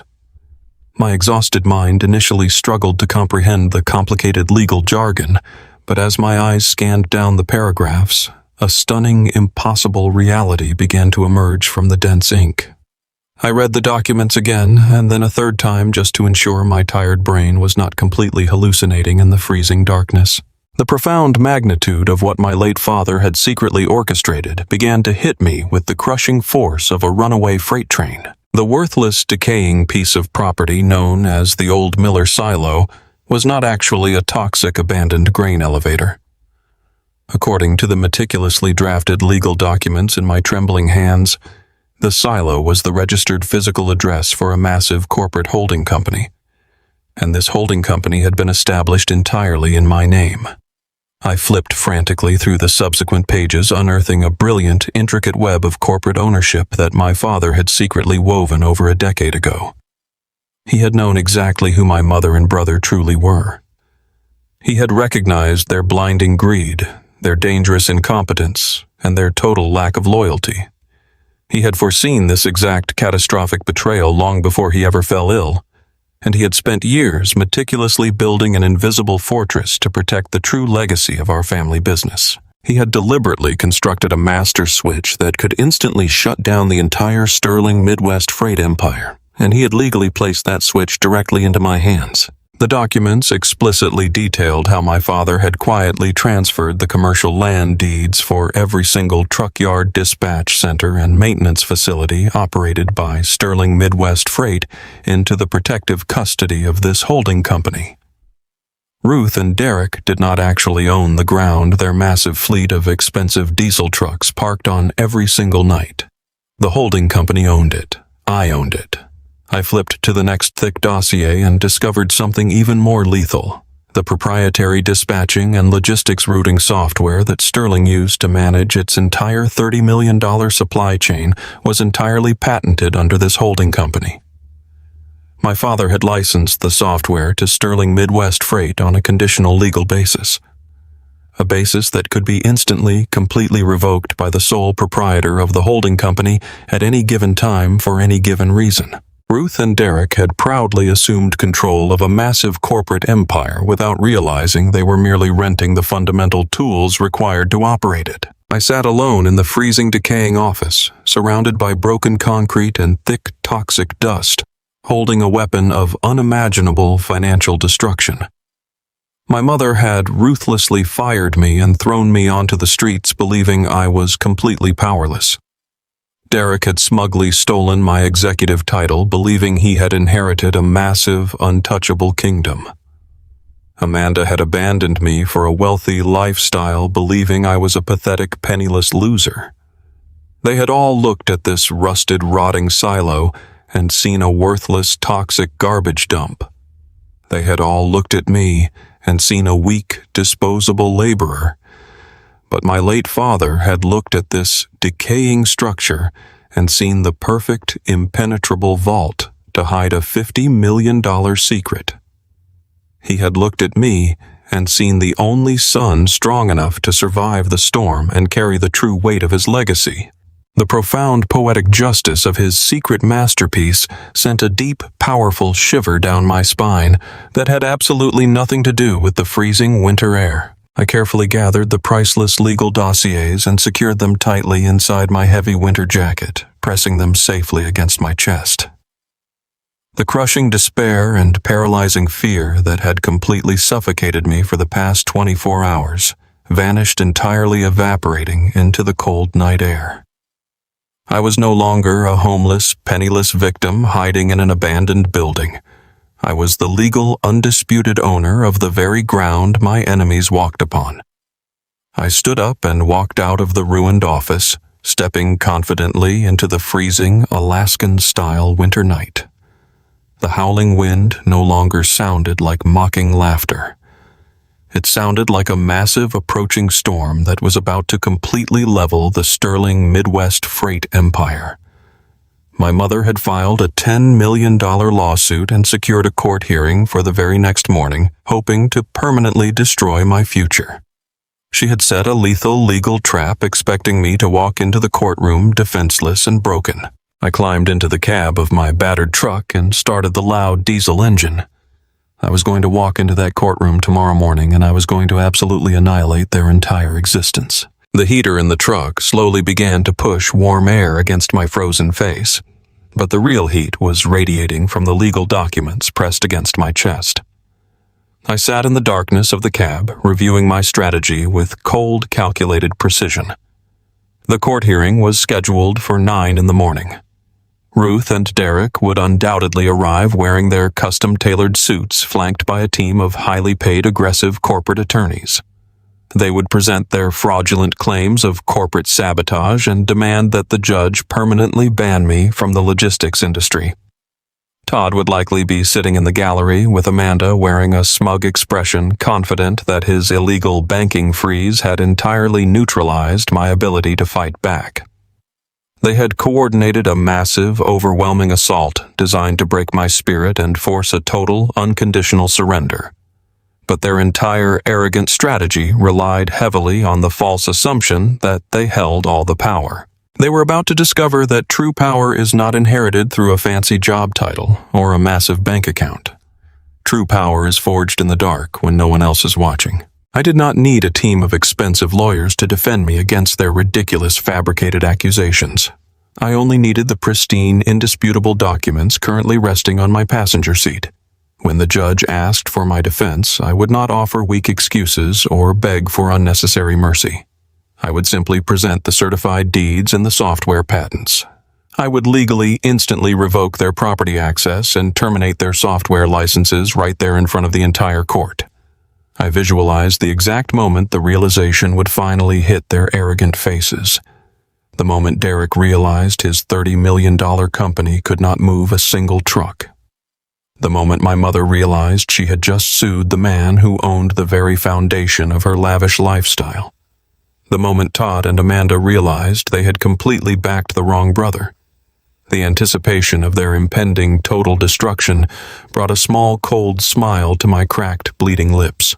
I shifted the truck into gear and drove slowly away from the old Miller silo. The massive rusted structure faded into the darkness in my rearview mirror, but its profound significance would remain with me forever. It was no longer a symbol of my humiliating termination.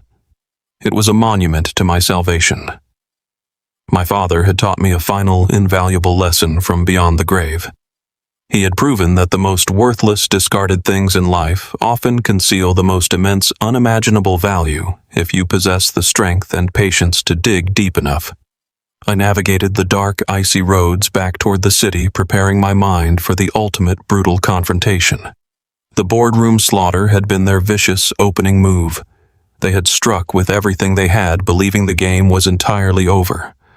But the game was only just beginning, and thanks to the dead man's masterpiece, I was holding the ultimate undisputed checkmate. I drove into the approaching dawn, ready to reclaim my stolen life and burn their fake empire to the absolute ground. The heavy oak doors of the county courthouse swung open with a hollow thud that echoed down the marble corridor.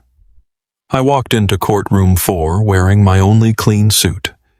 It was slightly wrinkled from being stuffed inside a plastic trash bag, a sharp contrast to the pristine environment around me. The air inside was sterile and intimidating, smelling of floor wax and old paper. I took my seat alone at the empty defense table. I did not have a legal team. I did not have a single ally in the entire building.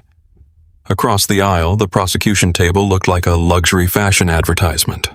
Ruth, Derek, Amanda, and Todd walked in together, a unified front of wealth and absolute arrogance. Ruth wore a tailored charcoal blazer and pearls, projecting the image of a grieving but resilient matriarch who was forced to put down a rabid dog. Derek sat right beside her, checking the time on a heavy gold watch that used to belong to our father. He whispered something to his high-priced corporate lawyer and let out a soft, mocking laugh. Right behind them in the gallery sat Amanda and Todd. My ex-wife wore designer sunglasses pushed up into her perfectly styled hair. She looked at me with an expression of pure, unadulterated disgust. Todd sat next to her, looking incredibly smug, confident that his illegal freeze on my bank accounts had completely neutralized any defense I could possibly mount. They all looked at me as if I were a diseased animal that had wandered into their private country club. The judge entered the room and everyone stood. She was a stern-looking woman with gray hair tightly pulled back, and she clearly had zero patience for family drama, wasting her docket time. She instructed the plaintiff to begin. The corporate lawyer representing my mother stood up and buttoned his custom suit jacket. He was a slick, aggressive bulldog of a man named Vance, hired specifically to tear me apart in front of the public record. He approached the podium, gripped the edges firmly, and began to paint a picture of me that was so fundamentally twisted it made my stomach physically turn. Vance did not just accuse me of stealing clients. He launched a full-scale assassination of my character. He told the judge that I was a bitter, deeply unstable individual who simply could not handle being passed over for a promotion. He painted Derek as the rightful, brilliant heir to the sterling Midwest freight empire, while describing me as a rogue, insubordinate employee who used his mid-level management position to terrorize the company. According to his blistering opening statement, I had spent months manipulating regional carriers, feeding them lies about the financial health of the business, and orchestrating a mass exodus on the very day my brother took his rightful seat as chief executive officer. The lies poured out of his mouth with terrifying ease. He claimed I was financially desperate. He referenced my recent divorce proceedings, leaning heavily on the fraudulent restraining order Todd had orchestrated to prove that I was prone to violent, erratic behavior. Vance gestured toward my mother, who dabbed her dry eyes with a tissue right on cue. He told the court that Ruth had tried for years to support my failing career, that she had given me every possible opportunity to succeed only for me to repay her kindness with absolute financial terrorism. He demanded that the court grant an immediate permanent injunction to stop me from working in the logistics industry anywhere in the state.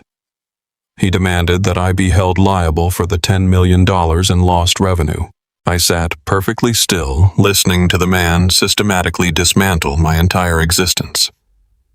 A few days ago, sitting in this exact chair and hearing these horrific lies would have broken my spirit completely. I would have felt small, helpless, and crushed under the immense weight of their coordinated attack. I looked over at Amanda. She was nodding along with the lawyer, fully buying into the narrative that she was the victim of a deranged husband. Derek was practically glowing with satisfaction. They all thought this was the final nail in my coffin. They believed they had successfully trapped me in a corner where I would be legally stripped of my livelihood and forced into a lifetime of crushing debt. But they did not know about the heavy leather folder currently resting flat inside my battered leather briefcase. They had no idea that while they were sleeping comfortably in their warm mansions, I was swinging a rusted iron stake into a concrete floor, breaking open the $50 million secret our father had buried to stop this exact nightmare. I let Vance speak. I let him build his massive house of cards, watching him stack every lie and every fabricated accusation as high as he possibly could. The higher he built their false narrative, the harder it was going to collapse. Vance finished his statement by pointing a manicured finger directly at me. He told the judge that I was a danger to the local economy and a parasite to my own family. He requested that the court not only grant the injunction, but also expedite the financial penalty phase of the lawsuit immediately. He sat down, looking incredibly pleased with his own performance. Derek patted him on the back. Ruth gave him a dignified nod of approval. The judge turned her attention to me. She looked over the rim of her reading glasses, her expression unreadable. She asked me if I had secured legal representation or if I intended to act as my own counsel today. I stood up slowly, picking up the thick leather folder from the table. I smoothed my wrinkled jacket, looked directly into the eyes of my betrayers, and told the judge that I would be speaking for myself. I walked out from behind the defense table and moved toward the center of the room. The silence in the courtroom was incredibly thick. The entire prosecution table watched me with a mixture of amusement and pity. They expected me to beg. They expected me to stammer through a weak defense, complaining about how hard I worked and whining about how unfair life was. Todd leaned forward in his gallery seat, a cruel smirk plastered across his face, waiting to watch the bankrupt loser completely self-destruct on the legal record. I did not give them the satisfaction of showing any fear. I felt a strange absolute calm wash over my entire body. I was no longer the discarded laborer. I was the architect of their impending destruction. I addressed the judge with a clear, unwavering voice.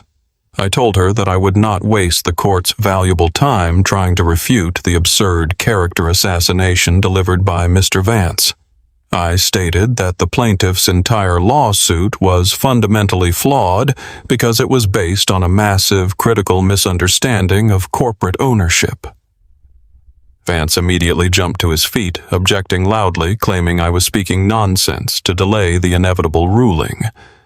The judge held up her hand, silencing him instantly. She looked at me intrigued by my absolute lack of panic and instructed me to continue. I opened the leather folder, feeling the dry, heavy paper beneath my fingertips. The trap was fully set, and it was finally time to pull the trigger. I pulled the first stack of original notarized documents from the leather folder and carried them directly to the judge's bench. I handed them to the bailiff, who passed them up to her. I turned back to face the courtroom, locking my eyes squarely on my brother Derek. I announced that the plaintiff was suing me for interfering with the business operations of Sterling Midwest Freight. But it is legally impossible to interfere with a business that is operating illegally on property they do not actually own. Vance scoffed loudly from his table, crossing his arms, but his arrogant smile began to falter just a fraction. I explained to the court that my late father had established a separate holding company over a decade ago. I stated that this holding company was the sole legal owner of every single commercial land deed, highway access easement, and truck yard currently occupied by Sterling Midwest Freight. I pulled the second stack of documents and submitted them into evidence. I declared that as the sole proprietor and exclusive owner of that holding company, I was issuing a formal immediate legal eviction notice to Sterling Midwest Freight right here in this courtroom. The words hung in the sterile air like a live grenade. Vance practically leaped over his desk. He shouted that this was a complete fabrication, a desperate forgery created by a broke man trying to extort his family. He demanded to see the papers. The judge ignored him, pushing her reading glasses up the bridge of her nose as she meticulously reviewed the heavy parchment.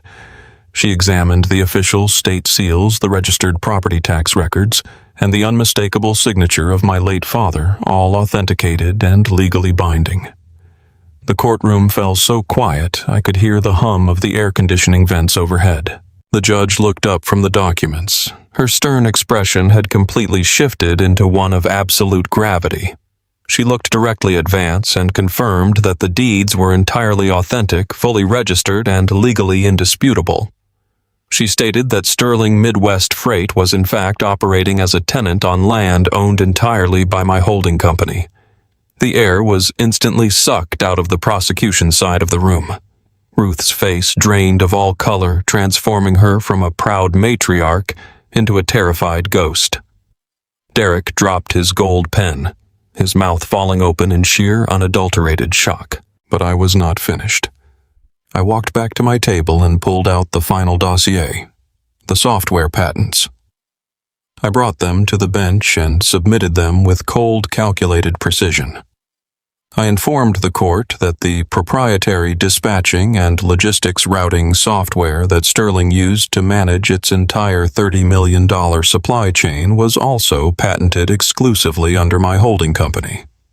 I stated that my father had licensed the software to Sterling on a conditional basis, a condition I was exercising my absolute right to revoke effective immediately. Vance was scrambling desperately, flipping through the copies the bailiff handed him. His hands were actually shaking. He stuttered, trying to formulate a legal counterattack, but there was absolutely nothing he could do. You cannot sue a man for stealing clients when that man literally owns the ground your trucks are parked on and the software your dispatchers use to start their engines. The multi-million-dollar lawsuit they had designed to crush me was instantly rendered completely irrelevant. I turned to look at the gallery. Amanda was gripping the wooden bench in front of her, her knuckles completely white. The realization of what she had just thrown away was hitting her like a physical blow to the face. She had abandoned a man who was secretly worth $50 million to align herself with a family that was about to be completely homeless. Todd's smug smirk had entirely vanished, replaced by the panicked calculation of a corrupt banker realizing he was suddenly tied to a sinking ship. The judge banged her gavel, cutting through the rising panic at the plaintiff's table. She officially dismissed the injunction against me, stating there were no legal grounds to restrict my business activities on my own property. She formally recognized the eviction notice and the software license revocation, ordering Vance and his clients to cease all unauthorized use of my holding company's assets immediately. She warned them that any attempt to access the truck yards or log into the routing software would be treated as criminal trespassing and corporate theft. I gathered my empty folder and placed it back into my briefcase. I did not gloat. I did not shout or celebrate. I simply snapped the brass latches shut and walked down the center aisle. As I passed their table, Ruth tried to speak.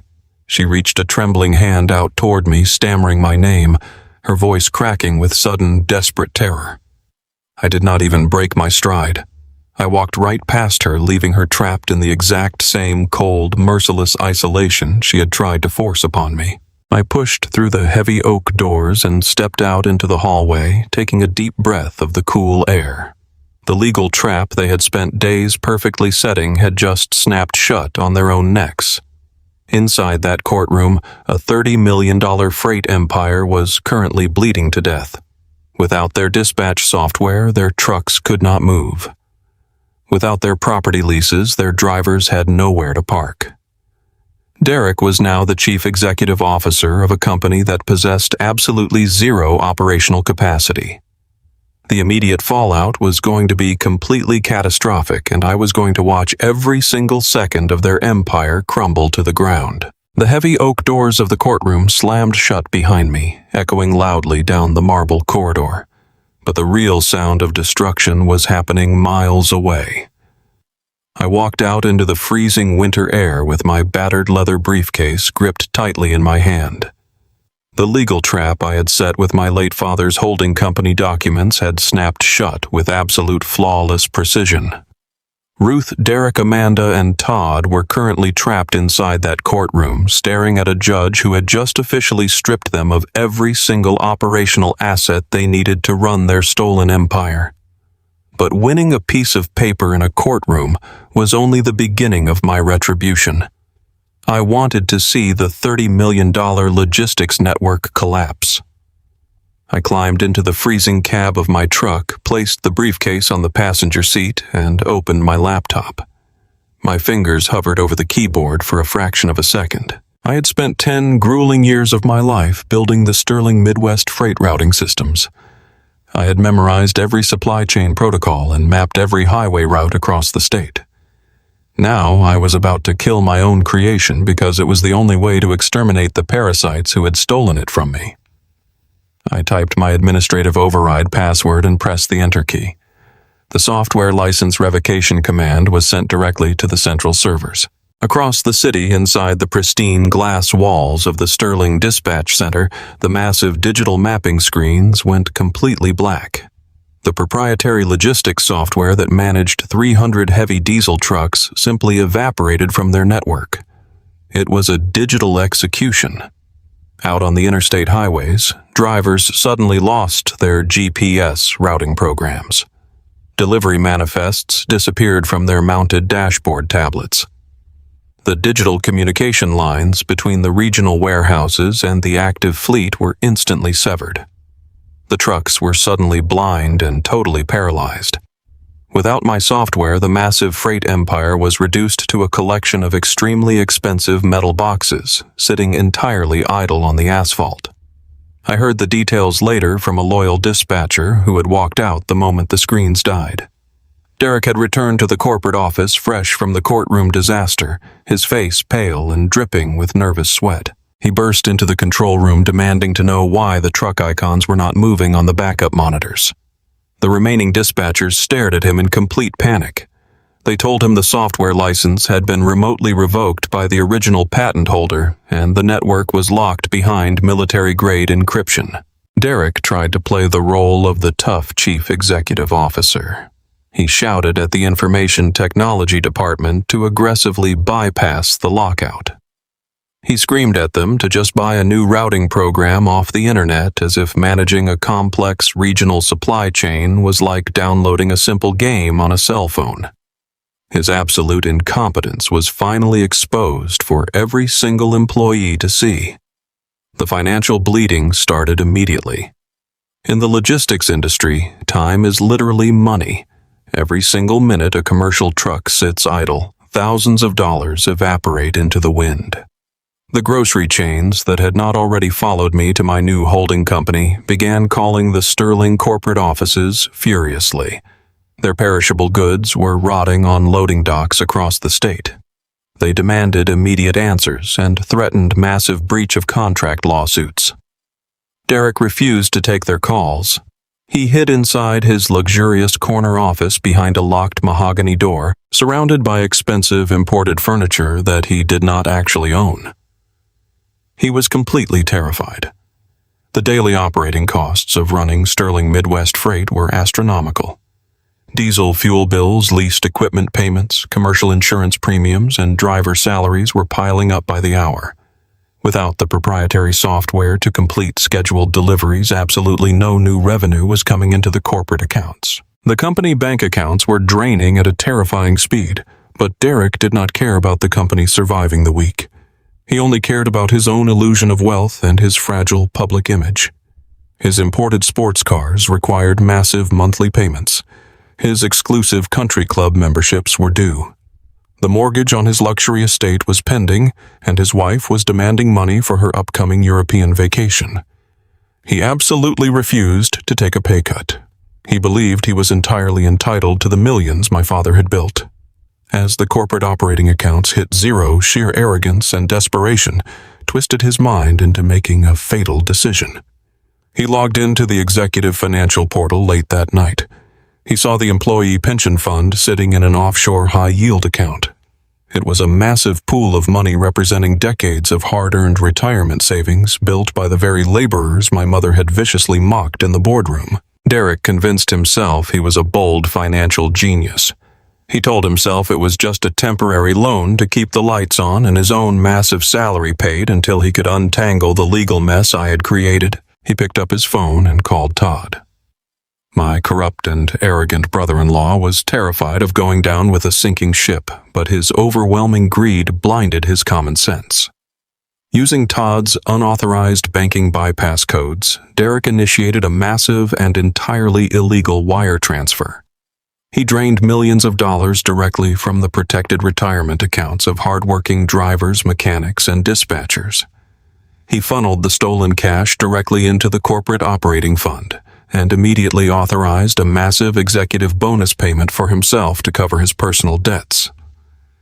He sat back in his stolen leather chair and smiled. He actually thought he had outsmarted the system. He thought he had bought himself enough time to hire better lawyers and figure a way out of the disaster. He was completely and utterly wrong. You cannot quietly steal millions of dollars from a federally protected employee pension fund. The modern banking system is rigged with highly sensitive automatic digital tripwires. The exact moment Todd approved the massive, irregular transfer from his bank terminal silent security alarms triggered at the Securities and Exchange Commission and the Internal Revenue Service. Derek's sloppy and desperate financial crime was flagged instantly by federal oversight algorithms. The government does not wait for a formal court hearing when blue-collar pension funds are hijacked by corporate executives. They move with terrifying speed and absolute unapologetic authority. The next morning, I parked my truck across the street from the Sterling Midwest Freight headquarters. I sat quietly in the cold cab, holding a steaming cup of black coffee, watching the pale winter sunrise reflect off the towering glass building. I knew it was coming. I had anticipated his panic, and I just wanted to watch the final act of their arrogance burn to the ground. At exactly 8 a.m, a long convoy of black tactical vehicles and unmarked government sedans turned sharply onto the corporate driveway. They did not use loud sirens, but the flashing red and blue lights illuminated the morning fog with a menacing glow. Dozens of federal agents wearing dark tactical windbreakers with yellow block letters poured out of the vehicles. They did not politely walk in and ask the front desk receptionist for a scheduled appointment. The armed agents completely swarmed the building. I watched through the large glass lobby windows as they marched directly through the security gates. Terrified employees backed away against the walls in total shock. The federal agents headed straight for the executive elevators, locking down the entire perimeter. They were carrying empty, heavy-duty cardboard boxes and digital breaching tools. They were moving in to physically seize every single computer hard drive, every printed financial ledger, and every single piece of digital evidence tying Derek and Todd to the massive corporate wire fraud. Just minutes later, a sleek luxury sedan pulled up to the front curb. Ruth stepped out into the freezing air. She was wearing her signature pearls and a beautifully tailored designer coat, completely oblivious to the chaos inside. She had come to the office to console her golden child and strategize a new ruthless way to crush my holding company. But as her expensive leather shoes hit the pavement, she froze completely in her tracks. Her eyes widened in absolute paralyzing horror. Uniformed federal agents were stretching bright yellow crime scene tape across the pristine glass entrance of her beloved corporate headquarters. She watched helplessly as two stern agents escorted the chief financial officer out of the building in heavy steel handcuffs. She tried to step forward, her mouth opening to demand an explanation with her usual matriarchal authority, but an armed federal officer immediately held up a hand ordering her to stay back from an active federal crime scene. She stood there shivering violently in the cold winter wind. The perfect high society image she had worshipped her entire life was being completely shattered in front of her very eyes. She finally realized the horrific truth of her own actions.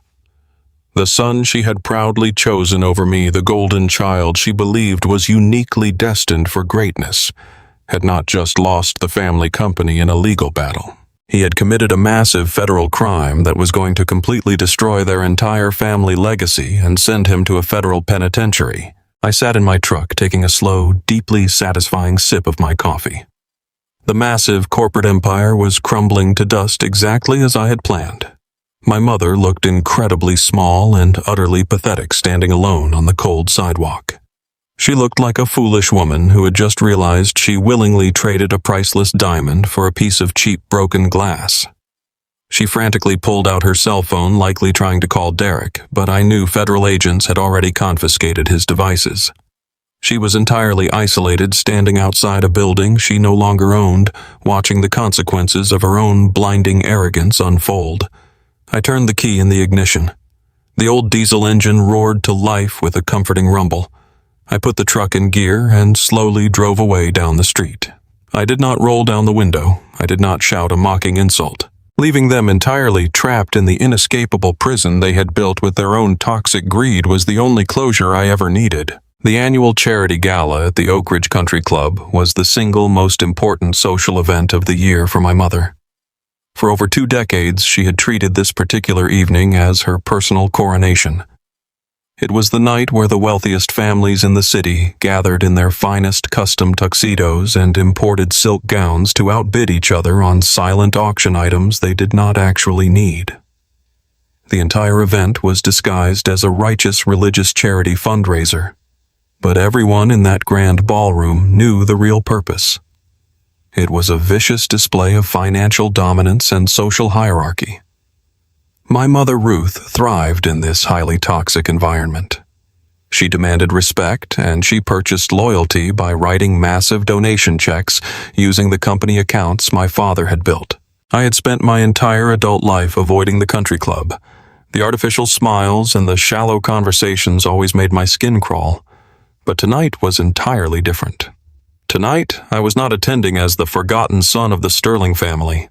I was walking through those heavy brass doors as the majority shareholder of the logistics holding company that essentially owned the commercial foundation of the city. I was the personal VIP guest of Marcus Thorne and a private syndicate of real estate tycoons who had recently partnered with my new enterprise. These men were the actual titans of industry. They did not care about flashy cars or country club gossip. They controlled the concrete and steel that kept the entire regional economy moving. I arrived early and stood quietly near the massive floor-to-ceiling windows overlooking the pristine golf course.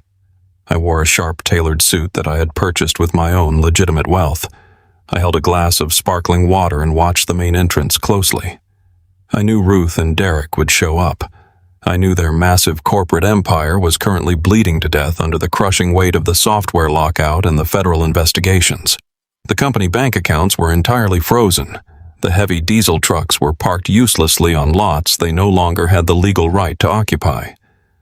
But absolute denial is a powerful drug. My mother and my twin brother were completely addicted to the illusion of their own superiority. They simply could not accept that the laborer they had discarded had completely dismantled their kingdom. Right on schedule, the heavy oak doors swung open and the remaining pieces of my former family made their grand entrance. Derek walked in wearing a velvet dinner jacket that easily cost more than a reliable used car. He plastered a sickeningly confident smile across his face while holding a glass of expensive champagne. He laughed a little too loud at a joke someone made trying desperately to project the image of a fearless young chief executive officer. But I knew exactly what to look for, and I saw the absolute terror hiding behind his eyes. His skin looked unnaturally pale and his hands carried a slight noticeable tremor. He was a man standing on a trapdoor waiting for the lever to be pulled.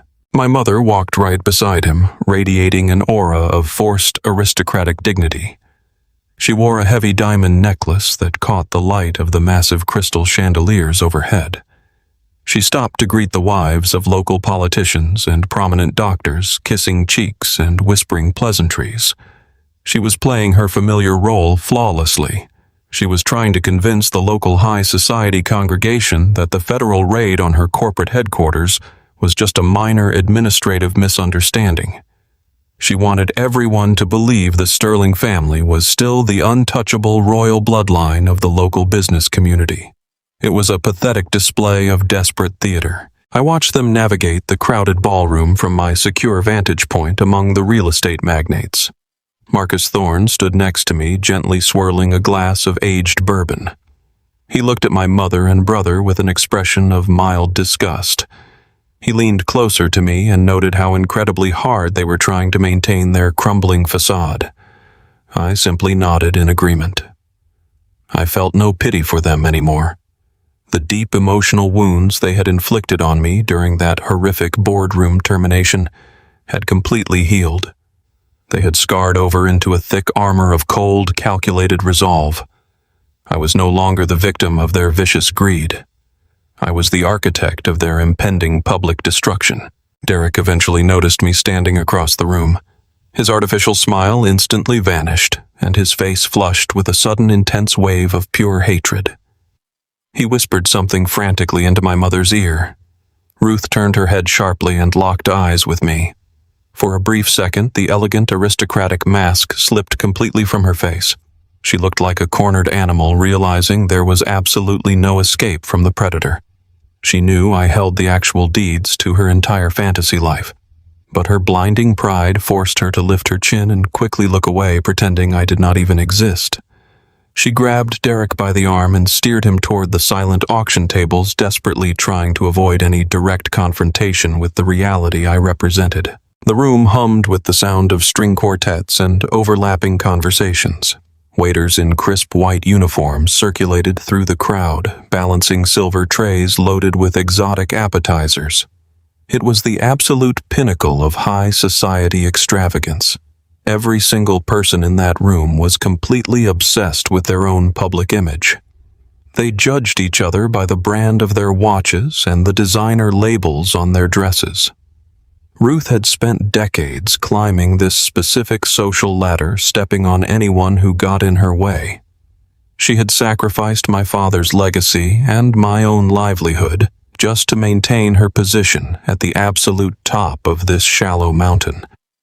She believed her social standing would somehow protect her from the massive legal and financial consequences of her actions. I took a slow sip of my water and checked my watch. The timing had to be absolutely perfect. I had not orchestrated the events that were about to unfold, but I knew they were coming tonight. The federal agencies and the aggressive corporate creditors did not care about fancy charity galas or social etiquette. When a multi-million-dollar fraud operation collapses, the collection agencies move with ruthless speed and brutal public efficiency. My family had spent the entire evening putting on a magnificent show of fake wealth and untouchable power, but the curtain was about to drop violently on their little stage play. The string quartet finished playing a classical piece, and the president of the charity organization took the stage to announce the beginning of the silent auction closing bids. Guests began moving eagerly toward the long tables displaying expensive vacation packages, rare wines, and signed sports memorabilia. Ruth positioned herself right at the front of the crowd. She picked up a silver pen and prepared to write a massive fraudulent bid on a luxury trip to the Bahamas. She needed the entire room to see her acting like a wealthy philanthropist. She wanted to prove to everyone, including me, that she was completely unaffected by the recent corporate disasters. Just as she pressed the pen to the paper, a sudden loud commotion erupted near the grand entrance of the ballroom. The heavy oak doors were violently pushed open, and the sharply dressed country club manager rushed inside looking completely panicked. He was followed immediately by two large men wearing heavy dark jackets and carrying thick metal clipboards. These men were not wearing tuxedos. They did not belong at a high society gala. They were professional repossession agents. The room fell into a sudden, shocked silence as the men walked directly onto the pristine ballroom floor, their heavy boots thudding loudly against the polished wood. One of the agents scanned the crowd and pointed a thick finger directly at my brother. He shouted Derek Sterling in a voice that carried across the entire silent room. Derek froze completely, his champagne glass trembling violently in his hand. The agent announced that they were officially repossessing the 3 luxury sports cars currently parked in the VIP valet line outside. He stated loudly and clearly that the lease payments had been severely delinquent for months, and the corporate accounts used to secure the vehicles had been permanently frozen due to suspected federal wire fraud. The words hung in the sterile air like a live grenade. The entire high society congregation gasped in unison. Whispers immediately broke out across the ballroom, spreading like a rapid wildfire. People began stepping away from Derek and Ruth as if they were suddenly carrying a highly contagious disease. Derek tried to stammer a weak excuse, claiming it was just a simple banking error, but his voice cracked with absolute terror. He looked around desperately for any friendly face, but the crowd simply stared back at him with cold judgment and morbid curiosity. The illusion of his wealth had just been violently ripped away, leaving him exposed as a pathetic, desperate fraud in front of the very people he worshipped. But the public humiliation was not even close to being finished, as the repossession agents demanded the car keys from a completely paralyzed Derek. Another figure walked casually through the open ballroom doors. It was a man wearing a plain gray suit carrying a thick manila envelope. I recognized him instantly. He was a federal process server. He did not care about the quiet whispers or the shocked expressions of the wealthy guests. He moved with cold, calculated efficiency, weaving through the crowd until he stood directly in front of my mother. Ruth tried to step back, her face completely drained of all color. She raised a trembling hand as if she could physically block the reality standing in front of her. But the process server simply held out the heavy envelope. He stated in a clear, authoritative voice that he was serving official legal notice of immediate foreclosure on her primary residential estate. He announced that the massive property had been heavily leveraged to secure illegal corporate loans, and the bank was seizing the mansion to cover the outstanding massive debt. He dropped the envelope right onto the silent auction table next to the silver pen she had been holding. The heavy envelope hit the table with a dull, terrifying thud. Ruth stared down at the documents with wide, unblinking eyes.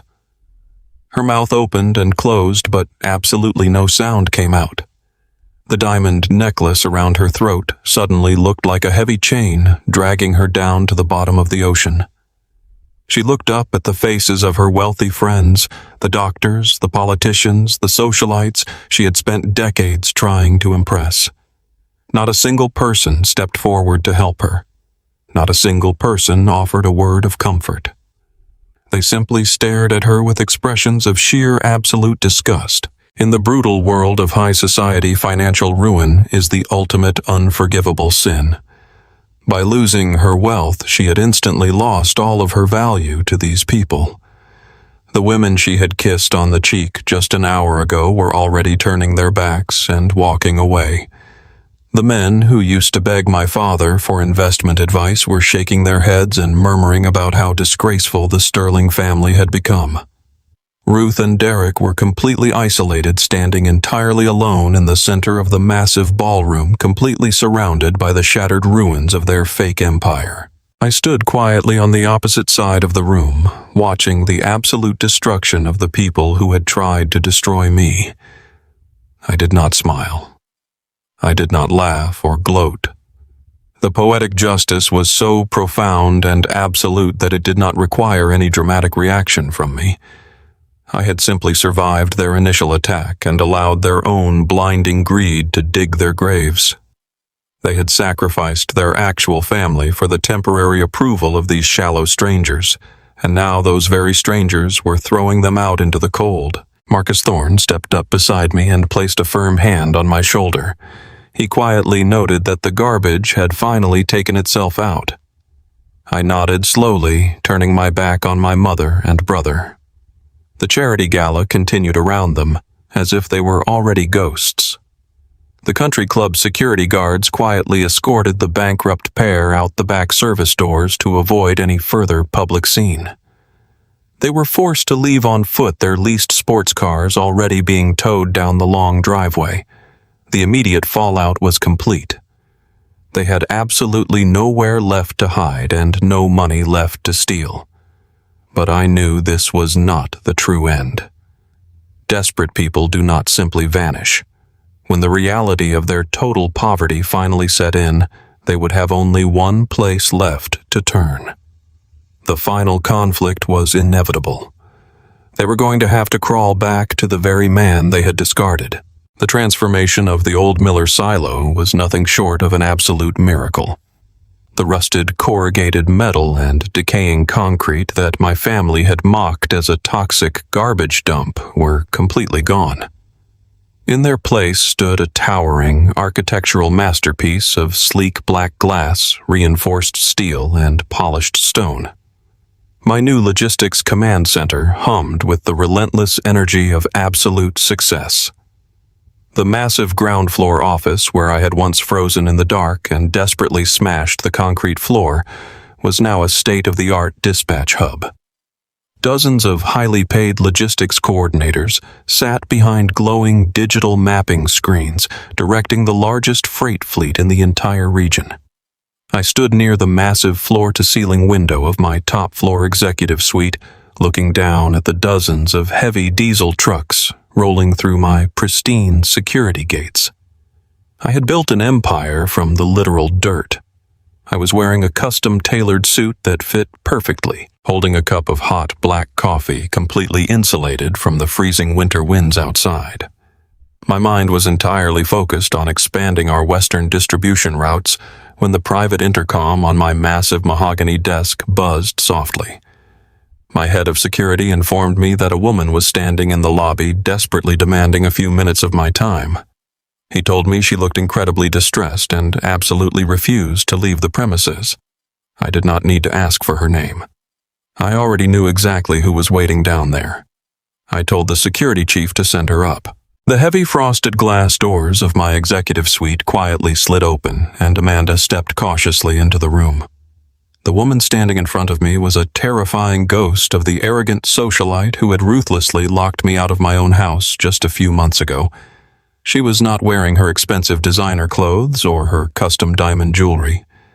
She wore a cheap, faded winter coat that looked 2 sizes too big for her shrinking frame. Her perfectly styled hair was a messy, tangled knot. Her face was pale, completely drained of the vicious confidence she used to weaponize against me. She stood near the doorway, shivering slightly, her eyes wide as she took in the sheer magnitude of my new wealth. She looked at the expensive leather furniture, the massive digital strategy monitors on the walls, and finally at me. I did not offer her a seat. I did not offer her a warm drink.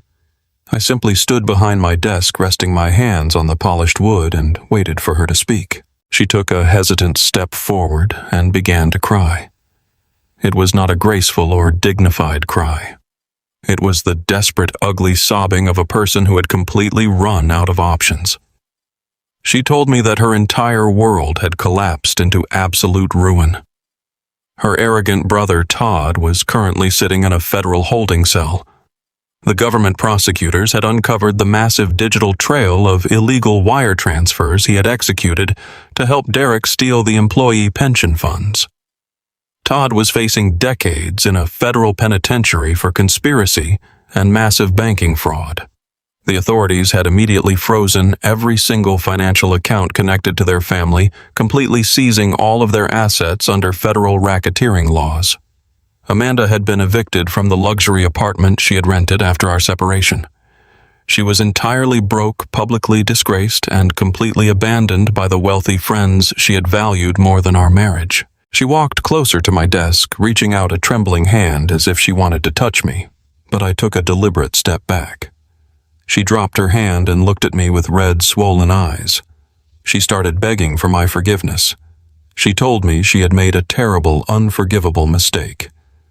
She claimed that my mother and my brother had aggressively manipulated her, poisoning her mind with vicious lies about my career and my future. She actually tried to convince me that she had always loved me, that she had just been blinded by temporary panic and immense financial stress. Then she played her final, most desperate card. She brought up our wedding vows. She cried harder, reminding me that we had promised to stand by each other for better or for worse, in sickness and in health. She begged me to honor the sacred commitment we had made in front of our families. She pleaded with me to give her a small administrative job in my new company, or even just a small financial loan so she could afford a decent place to sleep. I looked at the miserable woman crying in my pristine office and felt absolutely nothing. There was no anger, no sorrow, and certainly no lingering love. The hollow void in my chest had been completely filled with cold, impenetrable concrete. I let her finish her desperate performance before I finally spoke. My voice was incredibly calm and steady, which only seemed to terrify her even more. I told her that the woman I married died the exact moment she degraded my masculinity in our kitchen and threw a plastic trash bag at my feet. I told her that she did not care about our sacred wedding vows when she colluded with her corrupt brother to fabricate a fraudulent restraining order just to steal my house. She had willingly chosen the absolute worst over the better, entirely convinced that my brother's stolen millions would fund her country club lifestyle. She had gambled her entire soul on the false promise of easy money, and now she was simply suffering the inevitable consequences of a catastrophic bad bet. I picked up my desk phone and pressed the security button. I looked directly into her terrified, empty eyes and told her that she was trespassing on private property. I instructed my security team to escort her out of the building and permanently ban her from the premises. She screamed my name as the guards gently but firmly pulled her out of the suite, but I simply turned my back and looked out the window again, watching her pathetic figure being led away into the freezing cold. I knew Amanda was just the initial wave of the incoming storm. 2 days later, the real architects of my misery finally dragged themselves to my doorstep. I was reviewing a massive new logistics contract when my security director personally escorted Ruth and Derek into my office.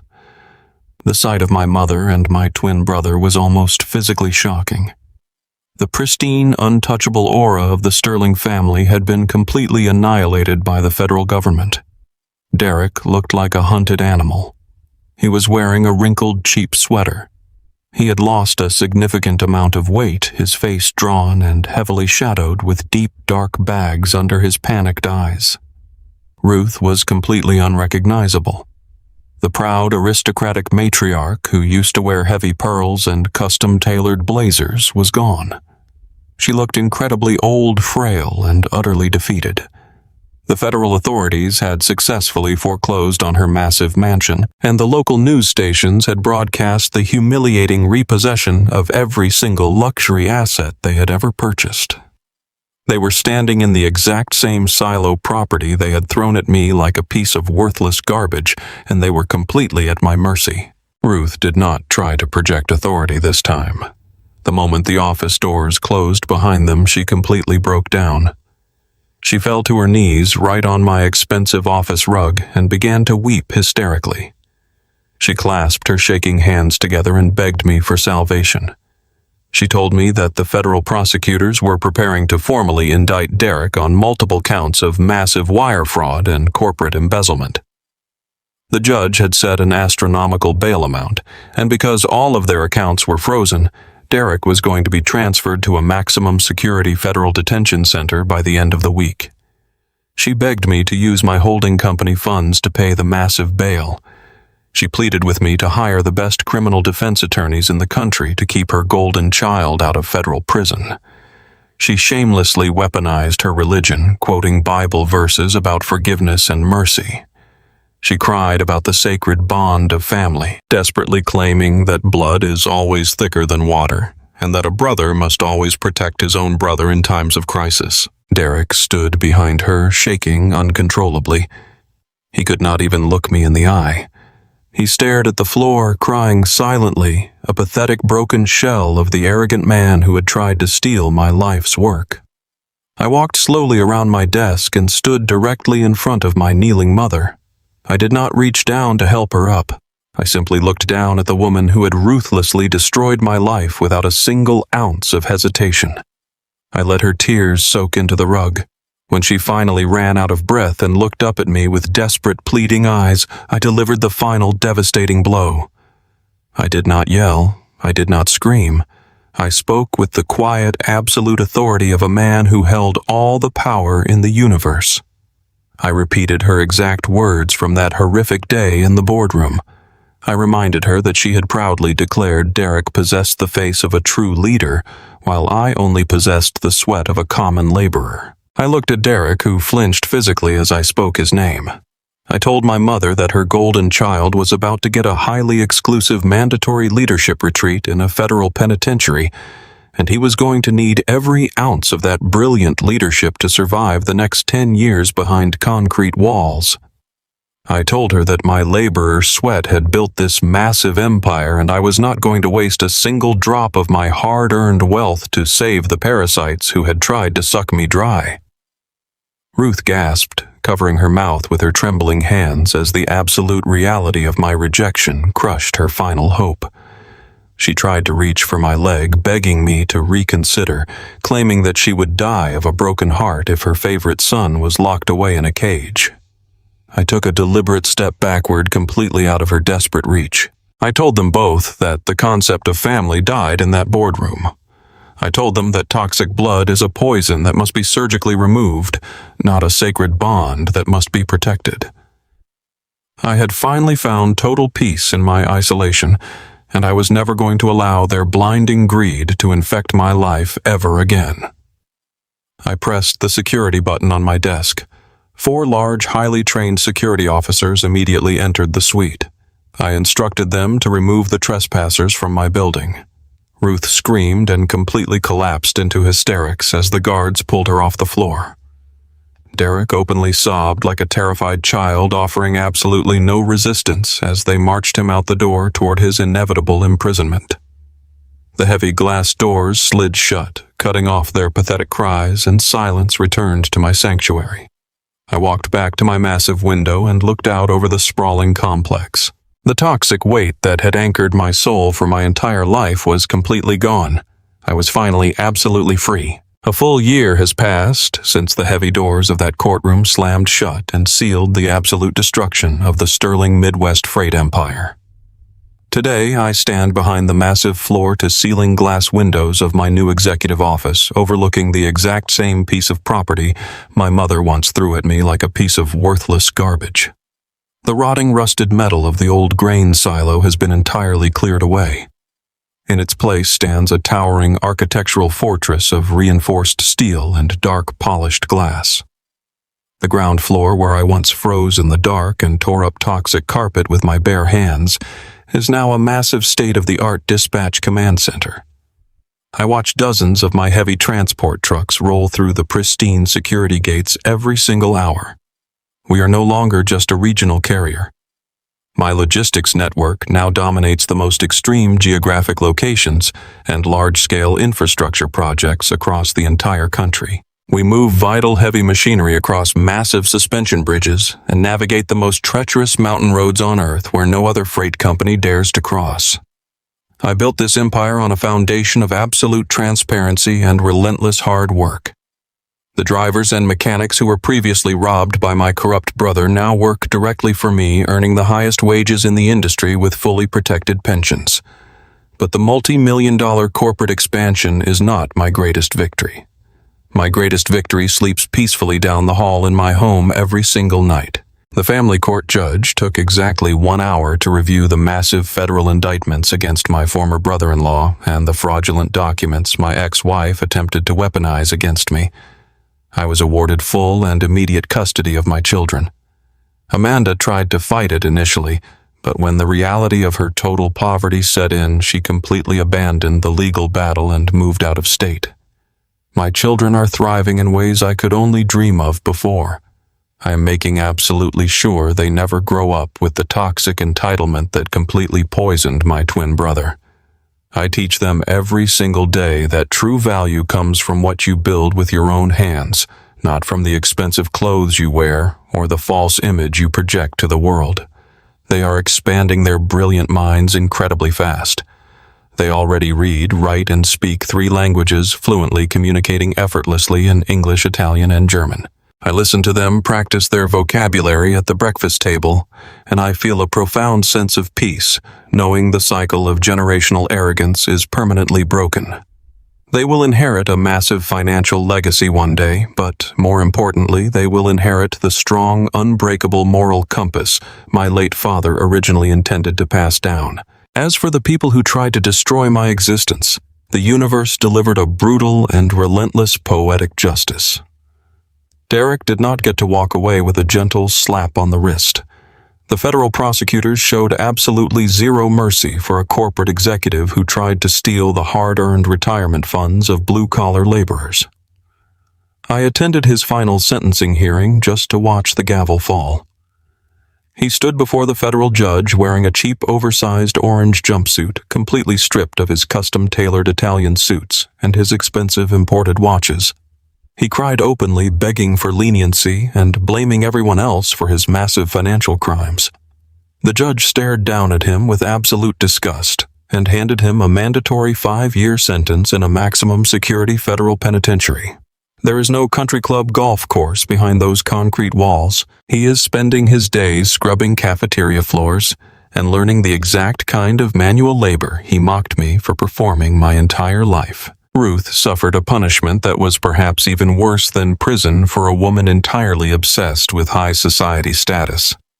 The bank successfully foreclosed on her sprawling luxury mansion, leaving her completely homeless and drowning in massive debt.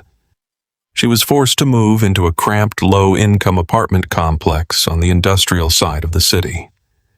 The beautiful tailored blazers and pearl necklaces she used to wear have been replaced by faded thrift store sweaters. She spends her days sitting alone in a tiny living room watching a small television completely isolated from the wealthy world she worshipped. She tried desperately to reach out to her former country club friends and the women from her church charity galas, hoping for a small loan or a dinner invitation. Every single one of them blocked her phone number and pretended she no longer existed. The absolute worst part of her miserable existence is that her tiny apartment window looks directly out over a massive highway overpass. Every single day she is forced to sit in her cramped living room and watch my fleet of trucks drive past her window, proudly displaying my corporate logo. She is constantly surrounded by the visual proof of my massive success and her catastrophic failure. I have never called her, and I have never visited. She chose her golden child, and she will have to live with that devastating choice for the rest of her miserable life. The total silence from my past life is the greatest reward I could have ever earned. I do not have to worry about looking over my shoulder or dealing with the toxic manipulation that defined my entire childhood. I wake up before the sun rises every single morning feeling energized and completely free. The massive network of supply chains I manage requires intense focus, but it is a challenge I embrace with absolute passion. I walk the loading docks and shake hands with the men and women who keep the economy moving. I know their names and I respect their labor. We are a unified force built from the ashes of a stolen company. Every single dollar in my bank account was earned through sheer determination and an unwavering commitment to honesty. The empire my family tried to steal was an illusion built on lies.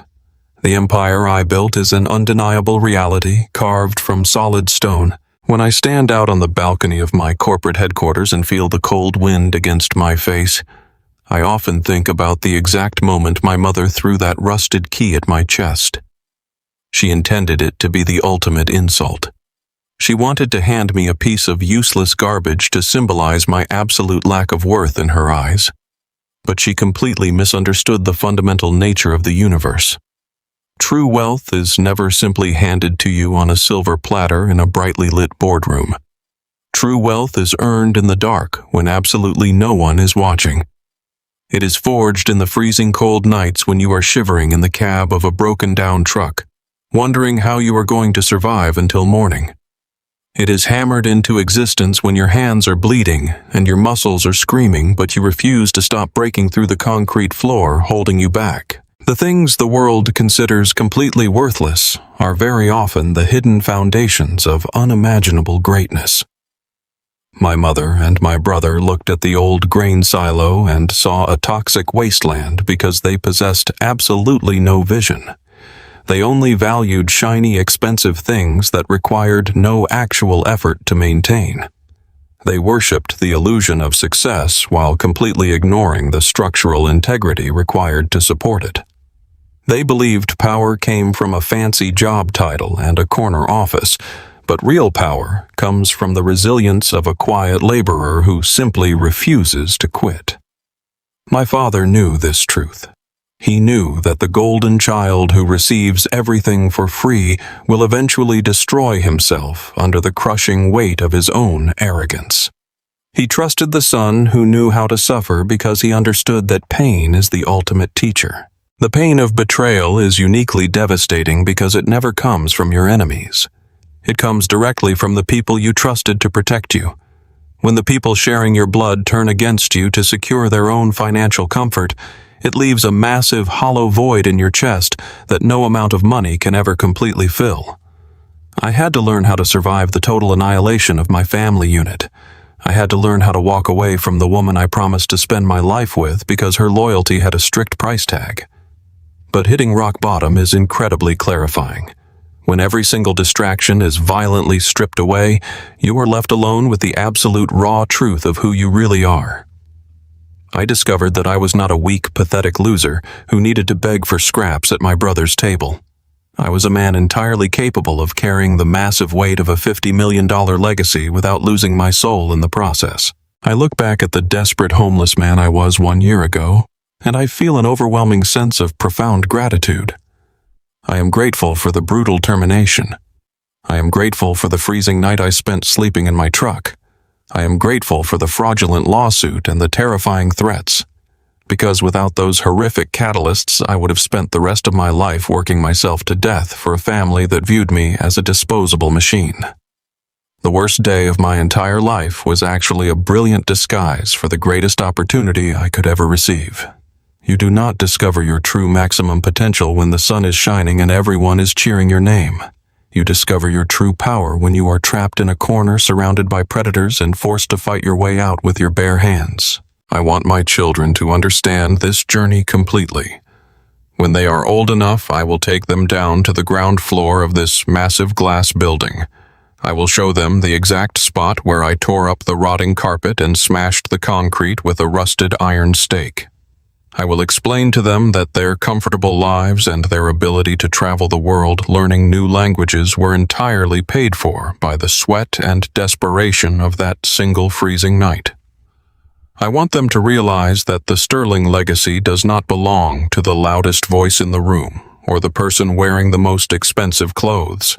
It belongs to the person willing to do the dirty, exhausting work that everyone else refuses to touch. The legacy is a massive responsibility to protect the people who depend on you and to build something that outlasts your own lifetime. I have finally found absolute peace in my new life because the foundation is entirely genuine.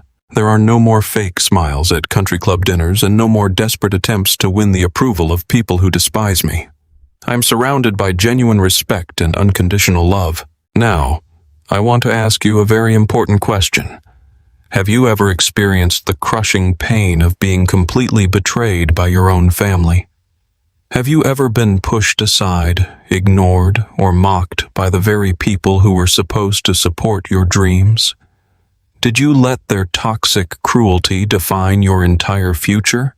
Or did you use their insults as absolute fuel to build your own unbreakable empire from the ground up? I want to hear your stories of resilience and ultimate poetic justice. Please leave a comment down below and tell me exactly how you proved your doubters completely wrong.